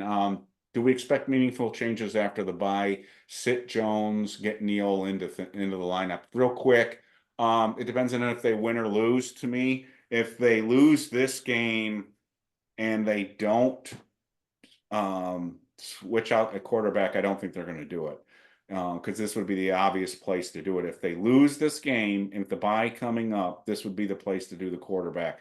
My problem with Neal, again, is he's only been practicing, except they did mention briefly that he's been getting some snaps now at other positions. The only way I still see Neal getting in there is if they move Illuminor to left tackle. And that would, the guy that they got now, Hubbard, would have to just implode. And he was sick. And he was sick this week. He did make the trip. They say he's going to play now, so he's probable. But we don't know what his illness was. So I mean, he's been struggling anyway. So if he goes in less than 100% and he's kind of getting whipped, you might have to move. I would think in mid-game. Question for you: if it's in mid-game, do you just throw Azudu in? You don't move Illuminor and put Neal in mid-game. Oh, that's a good question. I could see it go either way. My guess would be they would put Illuminor over there because that's the thing that they did before. That would be my guess. Again, this is not me. Again, I think people are looking to. I understand the Neal thing. Believe me, it pisses me off. He was supposed to be a sure thing. This is why the draft is a crapshoot. Neal was probably the safest of the picks in the draft. He really was. When you look back and you look at and say he was the one guy, if you could go back in time and read those threads, you'd probably see that he was the one guy. I mean, even guys like Hutchinson and stuff, people were like, ugh. But everyone thought, well, Neal's not going to be a bust. No, it was just how good was he going to be? It wasn't going to no one, I don't remember anybody anywhere on or off the site saying bad things about Neal. I don't remember that going anywhere. I mean, so the Neal thing to me is the biggest head scratcher. To me, he was like one of those can't miss guys, which proves there are always can't miss guys. There's no such thing as a can't miss guy. I was trying to look real quick. Kwanu, that's who it is. I keep forgetting. We'll have a good example of that. Kwanu's on the other side. He was one of the guys in the same draft, an offensive lineman, along with Cross out in Seattle. Those guys were possibly considered. Could they be? And Neal was considered to be up here because he was the safer. He had good pass protection skills, but he was the best run blocker of the group.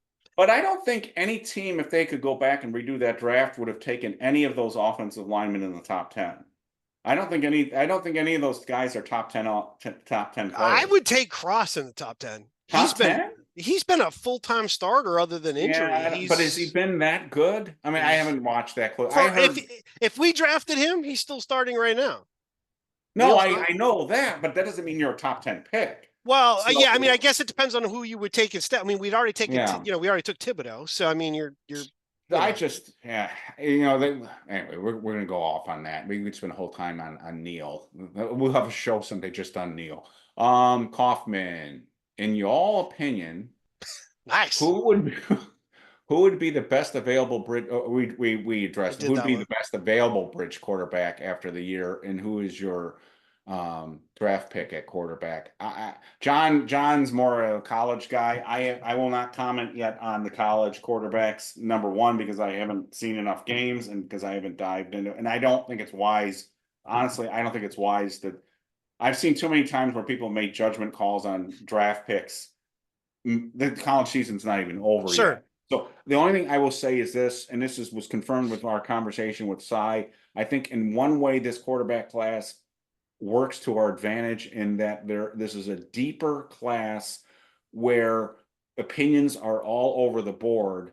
And I think that works to our advantage because we might be able to get a guy without trading up or trading up too much that other teams don't like. So, or don't value as much. So I think in a way, this is a better draft for us because we can pick our flavor, and we might be able to get a guy in the second round, like a Jalen Hurts that that could become the guy in this draft. That was not the case last year, but it's the case this year. That's how I feel about that. And the bridge quarterback, again, Christ. I wouldn't discount some of the names John has already mentioned, like Sam Darnold. I wouldn't mention. I wouldn't.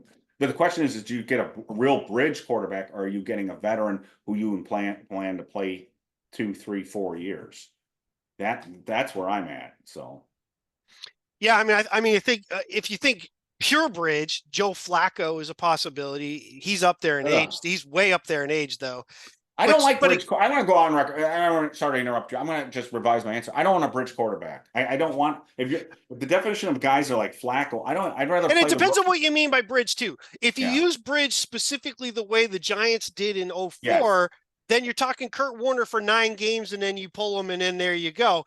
I don't think that's the case. I would think more Kansas City Alex Smith with Patrick Mahomes. Alex Smith played 15 games. Mahomes only played the last game that year and then became the quarterback the next year. They let Mahomes sit that whole year.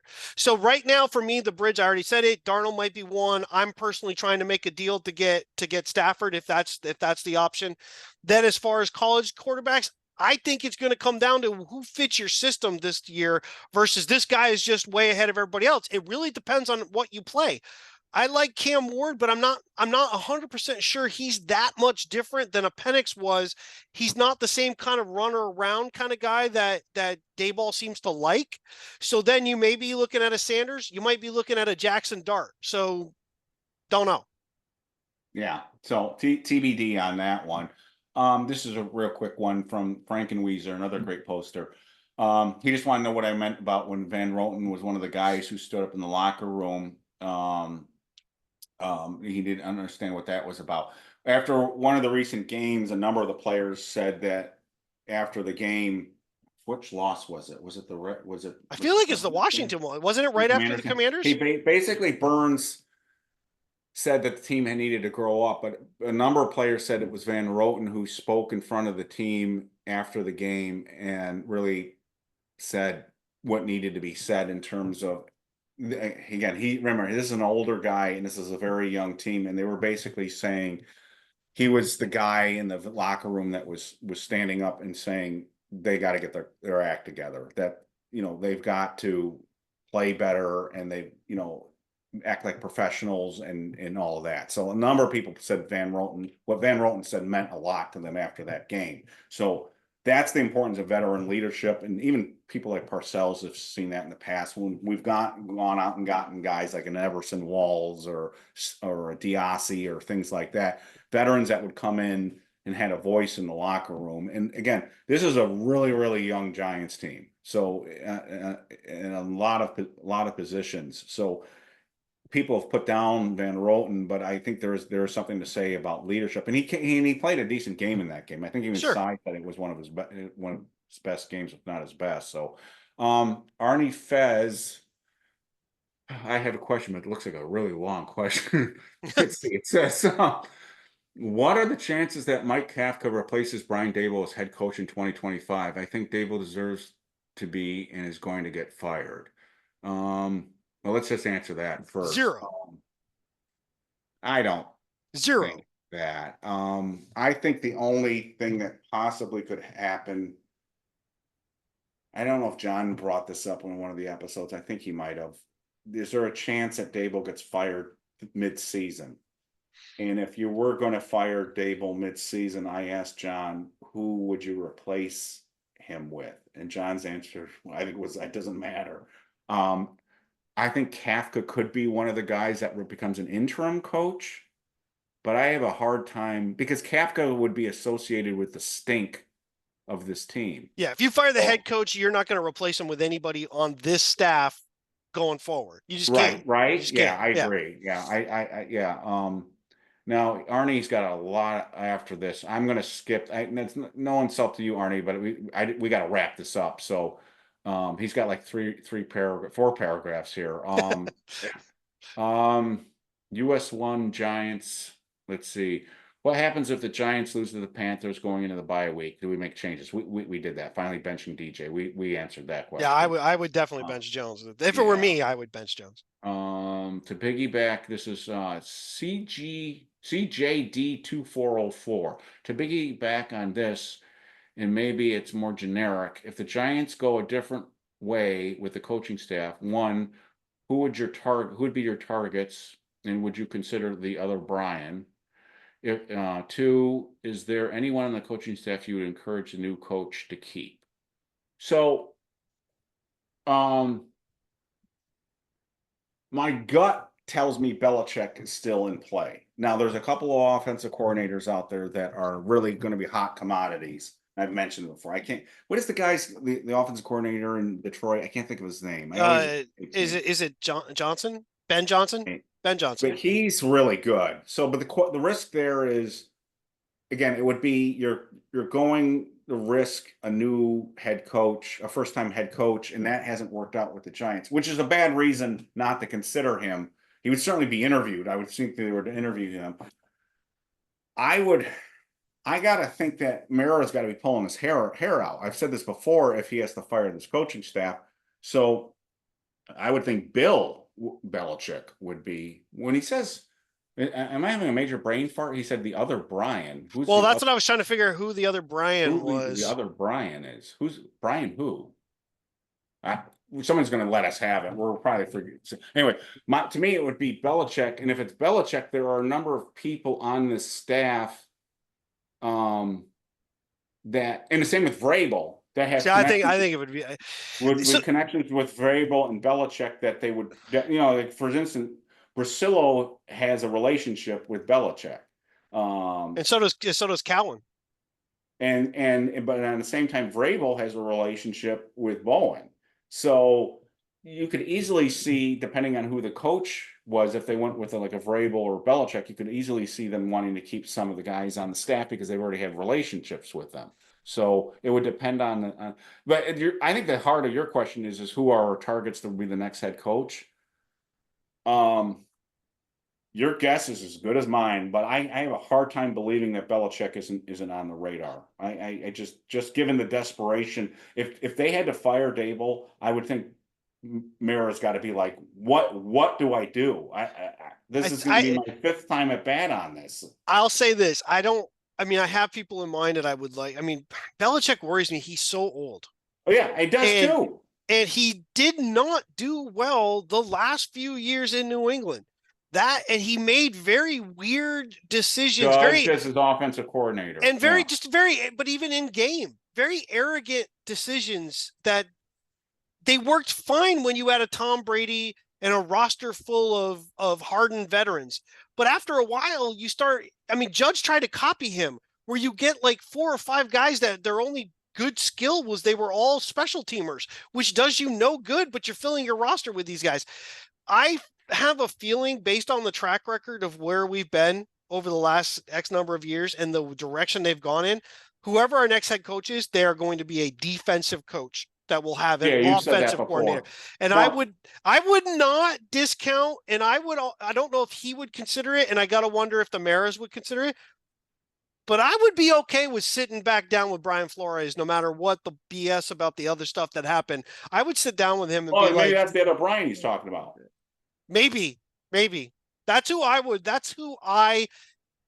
Vrabel. I would like Belichick. I would deal with because of the Giants connection, but I worry that that's just a really bad choice. Yeah, I but apologize. Brian Flores, That's just the Brian he's talking about. Maybe that's the Brian he's talking about. Brian Flores is the guy that I would bring in and talk to. How funny would it be if Belichick became the head coach and Joe Judge became the offensive coordinator here? There's no way that we would have bring back the offense with the quarterback sneak. Jesus, right when he's no. Let's do it just to fuck with people. All right, Darren and PDX. What are we at, by the way? We're an hour and a half into Yeah, this. we gotta wrap this up. All right. I apologize, guys. All right. Am I the only one that feels the Giants have forced themselves into a corner at quarterback? No, you're not. That they have to take someone somewhere in the draft, no matter what, even with a vet free. No, Darren, you're spot on here. I don't think I can stomach going in another season with the energy vampire Daniel Jones on the roster. And this is great. I'll guarantee this. I'll eat your hat if Daniel Jones is on this roster next year. I would not discount it. If Daniel is on this roster next year, I'm going to lose my shit. I'm going to lose, but I would not discount it. I see zero pathway that he's back on this team. If he's the bridge quarterback, of all the things that is wrong with this team, the biggest one that's wrong with his team that I can't figure out why it's constantly wrong is how our salary cap is constantly the bottom of the frickin' barrel, no matter what. Yeah. And he is the one piece next year that opens up a shit ton of money. And there's no reason to keep him. He's proven we've won nothing with him. We will win as much or no less without him. He's gone. There's nothing more indicative of how badly run this team has been for the last 12 years, 13 years, whatever it's been, that we are constantly at the bottom of the division and we're up against the salary cap. Yeah, I don't understand. I would love to get an expert on holy crap. Like somebody who really knows the numbers in the NFL. I would love to know how that's possible. We don't even have some of the best players in the NFL, yet we continually the huge contracts that eat up so much money. It's first off, but Kevin Abrams is a genius with the when you pay a kicker, kicker who's in his mid-30s, like $3 or $4 million a year for a team that isn't winning. So let's just go with rookie kickers. Who gives a shit? But no, we have to pay a guy like $4 million a year and he eats up a bunch of salary cap. And where is he? He's on IR right now. Yeah. John C is asking if we heard anything about Neil. Wondering if, wait a minute, I doubt Thomas's future with NYG is in doubt, but I wonder if NYG is picking top 10 in 25 and staring at left tackle prospect over a quarterback. Should they pick him? That's an interesting question because I am getting nervous about Andrew Thomas's. Let's be honest, Andrew Thomas, other than 2022, has been an injury-prone player. So, John, I mean, I think if you get in that scenario, I would. I don't think you can. You'd have to trade. I think you'd have to trade Andrew if you do that. Yeah, you can't have another top 10 offensive line. I mean, that's a lot of money that you're going to be tying up. I think it all depends, though. If you go get a veteran quarterback, then you don't have to get a first-round quarterback. We could get a second or a third guy to develop behind the veteran that you're going to get. So it kind of depends on what we do with the quarterback situation. But I do think they need a fallback because Thomas has been hurt too often. I have a bias, which is subjective. All biases are subjective. I have a subjective bias against taking offensive linemen now in the first round. I just do. I think you can get a decent offensive line in free agency now, and I'm I've gotten to the point where I'm not willing to deal with the growing pains anymore. I would draft linemen later in the draft and develop them and go with veterans. But I think what John's getting at is the left tackle is the one position that it's so hard to find that you have to draft that guy in the first round. But again, John, I would not discount it. I think both your points are interesting. I mean, the thing on Neal is I've heard some really interesting things about the Giants lately, and I don't think I am letting cat out of the bag now, but they were looking at trading for a quarterback before the trade deadline. So that I'm not going to name names, but they were trading. Right. There were whispers that they were actually looking to make a move at quarterback, not getting rid of one, but bringing one in.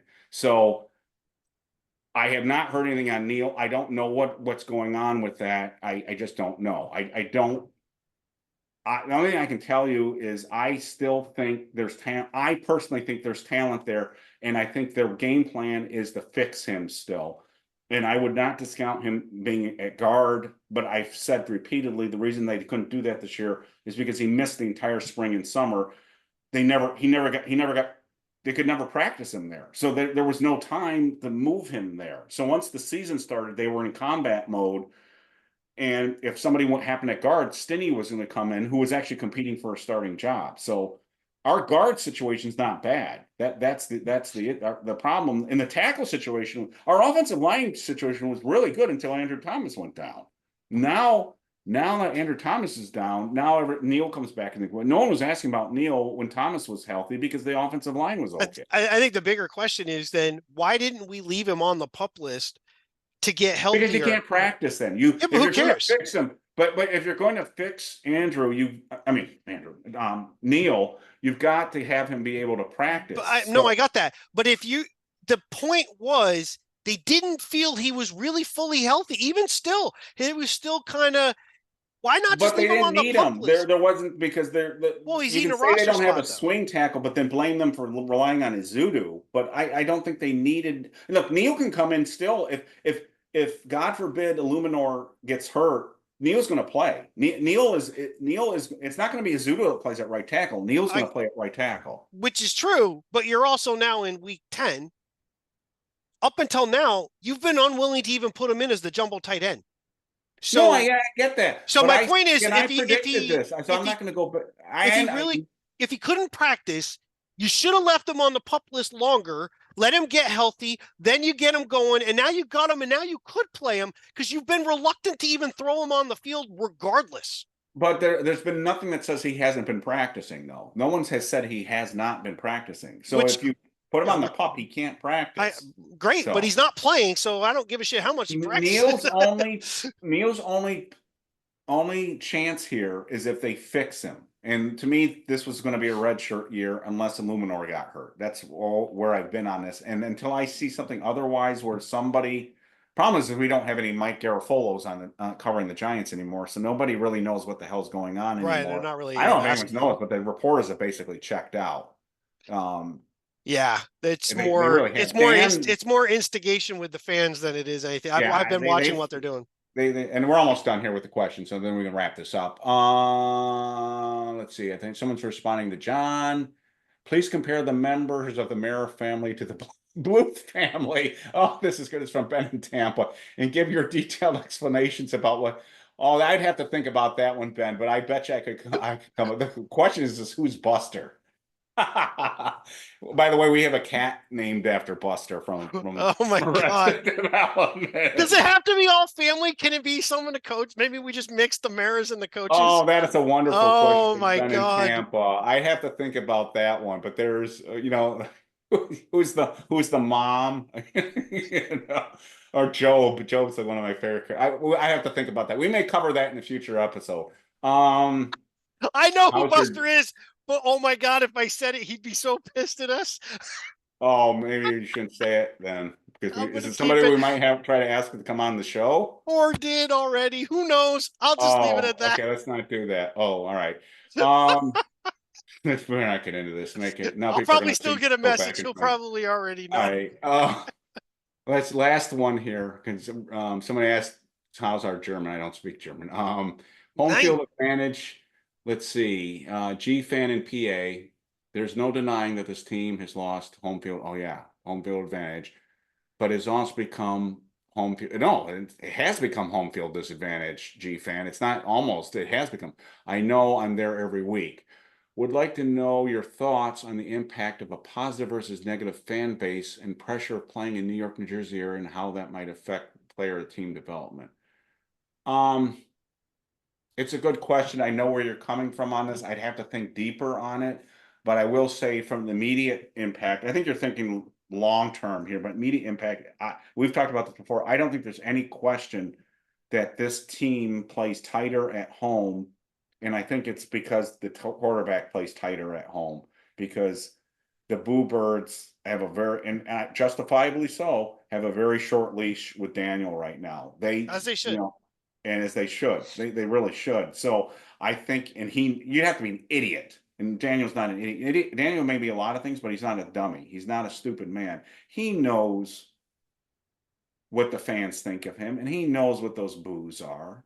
And so he's playing tighter at home because he feels like if he makes any little mistake, even whether it's conscious or subconscious, he knows those boo birds are going to come out. So is it tougher playing in New York?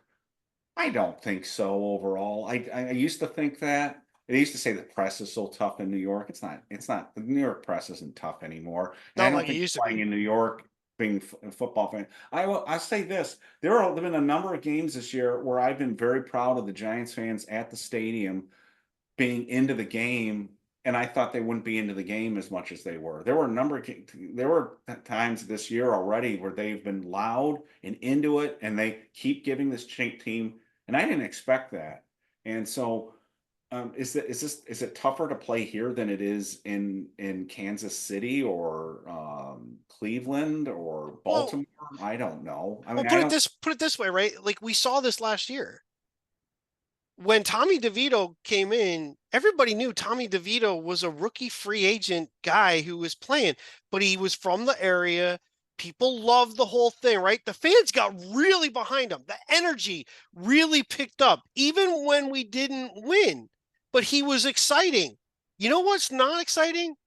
Is when Daniel Jones plays and we go like 3-0 and it's the same kind of stuff. And the problem is we've entered unprecedented territory of the same quarterback starting for the same team for 6+ years over 3 different coaches and 2 general managers.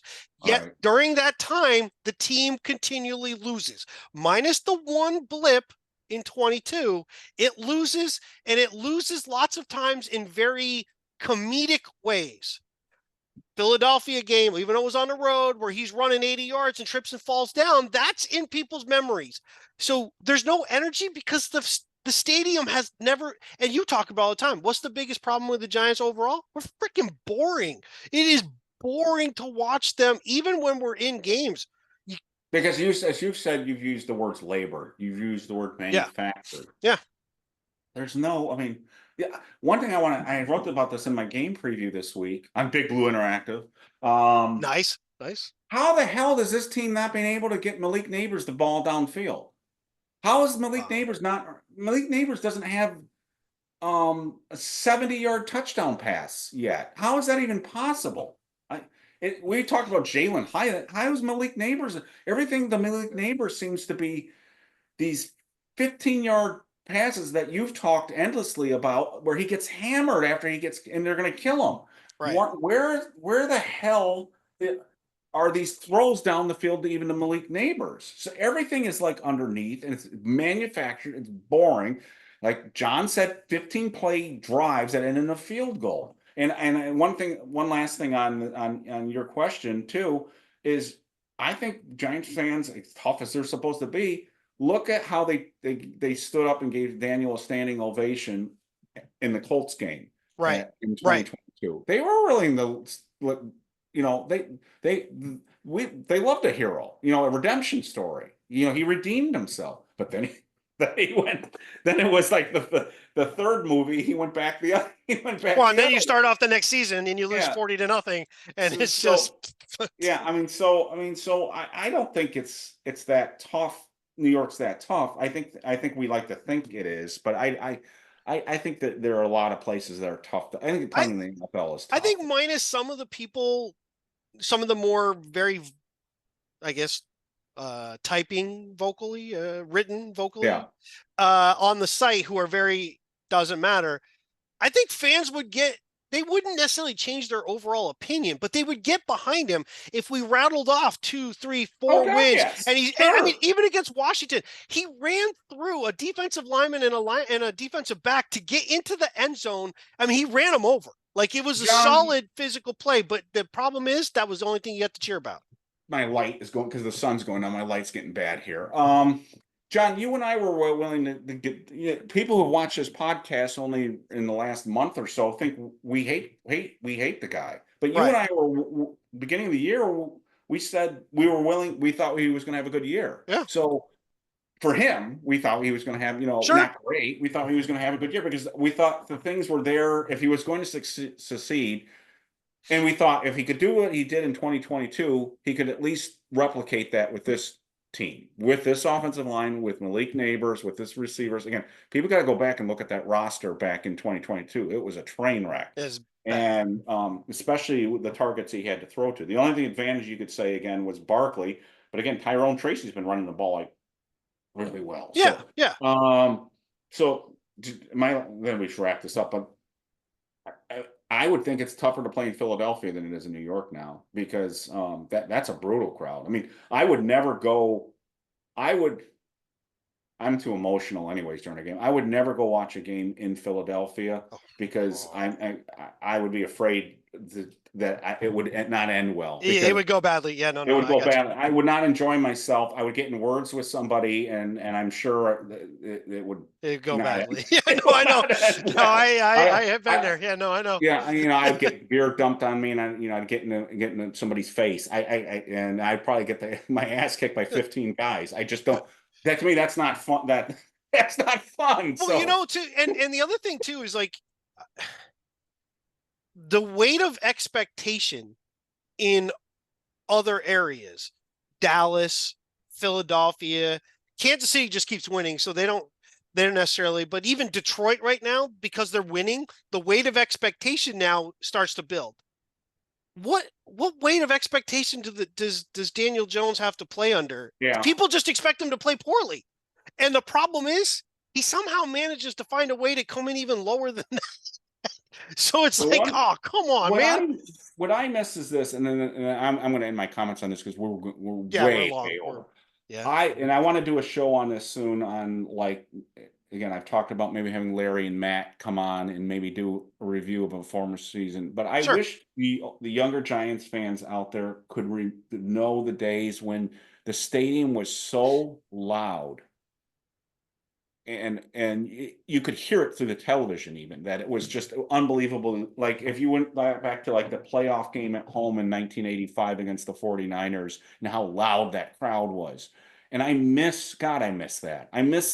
And you saw a little bit of that, like even when most recently would be like the first playoff win at MetLife when they played Atlanta, and it was those 2 4th down plays. Oh yeah. The Giants stopped them on 4th down, and how loud that crowd got, and how everyone was like, it was just unbelievable, and that energy. And so people that are in their mid-20s or younger, they don't even know that, and I feel so bad for these guys and gals that haven't had a chance to experience that. And so going back to your Mara question, it's like they just got to find a way to fix this because it's so depressing. And I want to get back to like just being so happy to watch this team, and just being, man, I'm proud of them. And that's what I miss. I do think the one thing I'll say, regardless of whether Daboll and Schoen stay, which at the point right now, you're kind of undecided. We both agree that in reality, to build consistency, they kind of should stay. Like you want them to stay. Like you want a reason for them to stay because we need that consistency. But they got to earn it. They got to earn it. But I would like to see. I want an identity. Yes, we don't have one. We're not a passing team, but we're not a running team. We dink and dunk. And we just we keep hoping we're going to make it. There's no aggressive piece to us where there's no defining piece. I thought Burns would be that guy from the outside. He's good. I don't think he's a takeover guy yet. you need other pieces, which is why I worry about the Dexter Lawrence part, because a guy in the middle really can't be that guy. He can blow some stuff up, but he's not going to be the LT of the defense that just takes a game over by himself. We just don't have an identity. And really losses come, and I always wonder, like, what did we try to do this game? The Washington game, we ran, then suddenly decided we were going to do this throw, fumble, boom, and then everything shut down for the rest of the first half. We really just shut it down. Second half, we come out and we're back to almost the way we played in 22. We're doing some end around kind of with the quarterback, the RPO stuff. We're making plays, but our defense just didn't stop anything. But we were already trailing by 14 points. So at no point were we like, we're going to win this game. We were hoping to get back in it. I want an identity, and it needs to be a good one. But whatever it is, you then have to draft players that fit the identity, not just they were up here on the ranking and so we took them. They've got to fit the identity. Yeah. I guess I always thought that, the identity thing was kind of and I'm not saying this, so don't take this as an insult. No, go for it. I always thought that was sort of a silly thing that people say when their team loses, that they don't have, but I agree with you that I don't get what they're trying to do. I don't understand what the plan is here. And that gets back to the quarterback again. So this dink dunk thing, I don't like. They're not well suited for it because the quarterback's not good at it. And he's obviously not good at throwing the ball down the field. And that's why I would have made the quarterback switch, just to see. I'm just curious to see what a quarterback switch. It's the injury thing too. That's number one. To me right now, playing him the rest of the year, to me, is playing with fire because of the injury thing. But I'm just really curious to see. And if it fails, so what? So we're 2-11 instead of 3-10. I don't, at that point I don't care. But I'm just curious to see what would happen if we change quarterbacks. Would it be more of the same, or does Malik Neighbors start to come to life? Does Jalen Hylett start to come to life?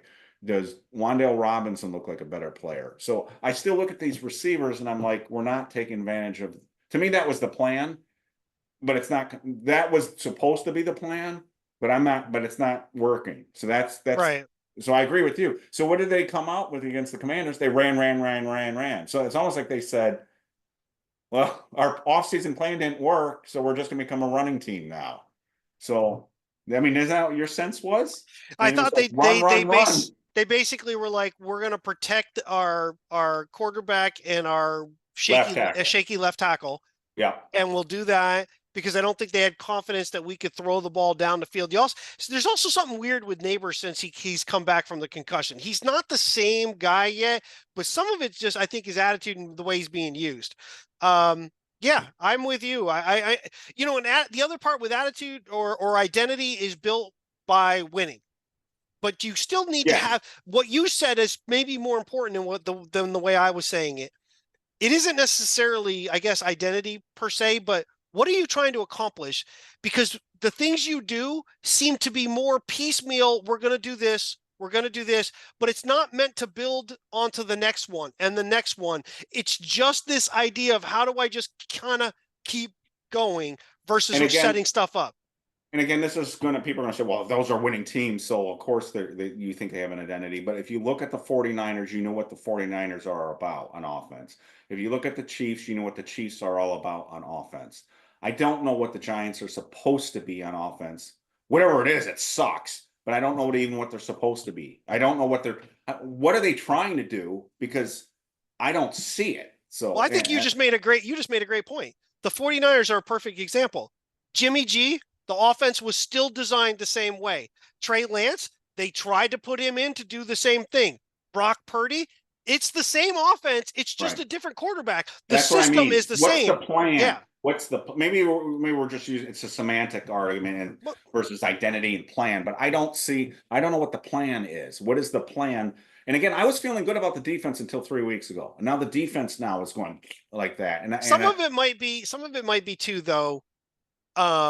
First off, the stuff with Banks is really, I think there's been more behind the scenes that we don't know about. And his plays just really tailed off. But Kayvon coming out, you see a huge difference now in the run game. That's a bigger loss than people want to admit. Yep. So, and when he comes back, I was thinking about this. He's coming with a broken wrist. I can't even imagine what that's like when you play up front and you've got a jam. You know, I can't even imagine what that's going to be coming. They got to be a little bit careful. Remember in the old days, they would wrap those things up and like there'd be clubs out there. You remember Carl Banks? You remember Carl Yes. Banks played with that? You know, he ended up having to have surgery afterwards. He played with a club one-handed. Shouldn't even played in that game against Washington, by all teams. But yeah, so and real quick, who's going to win? I'm going to say the Giants are going to win this game, but if they don't, holy hell. I mean, if they don't win this game, all bets are off to me on this coaching staff. But I don't think it's going to be a blowout. I think it's going to be hard fought. Like you said, everything's manufactured and labored against this team. Now, one thing that does make me nervous is Gano is questionable. So are they going to go into this team? They're going to go into this game with 2 kickers. They say he's fine, but why is he questionable for this game? So are they going to have 2 kickers on the roster? So, well, I mean, we're sending a European guy over, so whatever. I know. maybe home field advantage. Oh, actually, it really wouldn't be because he's not from Germany, but it doesn't matter. Yeah. Anyway, I think I'm with you. I kind of think they're going to win. But Jesus, if Bryce Young plays well against us, it'll be a giant next year. That's a really bad. That too, but it's also a really bad sign of how far things have now come. The thing to watch out with Bryce Young, he's mobile. So, and we seem to have a problem. We rush in, and those mobile guys just run. I mean, even non-mobile guys just take off. So I almost sound like Kramer there when he found out Kenny Chicken was going. Oh, I got a big problem. You know. Anyway, oh my God. I know. So anyway, we'll wrap it up. It's been a long. I love the questions. We will be back the following week. So next week I'm off, and we'll be back the following week. But let's hope for the best. And whatever the outcome is, it is going to have an impact one way or the other on what the Giants are going to do the rest of this year. It's a big game, not in the standings, but it's a big game for everybody's feeling about this team, including ownership, I would think. So I would think so. So like, subscribe, all that good stuff. And we appreciate you hanging in with us on this very long Friday episode. Yeah, we apologize. And we'll keep them shorter as we go forward. So anyway, sorry. With that said, thanks for watching, and we'll catch up with you again. Mein Vater war ein Wandersmann und mir steckt's auch im Blut. Drum wandr ich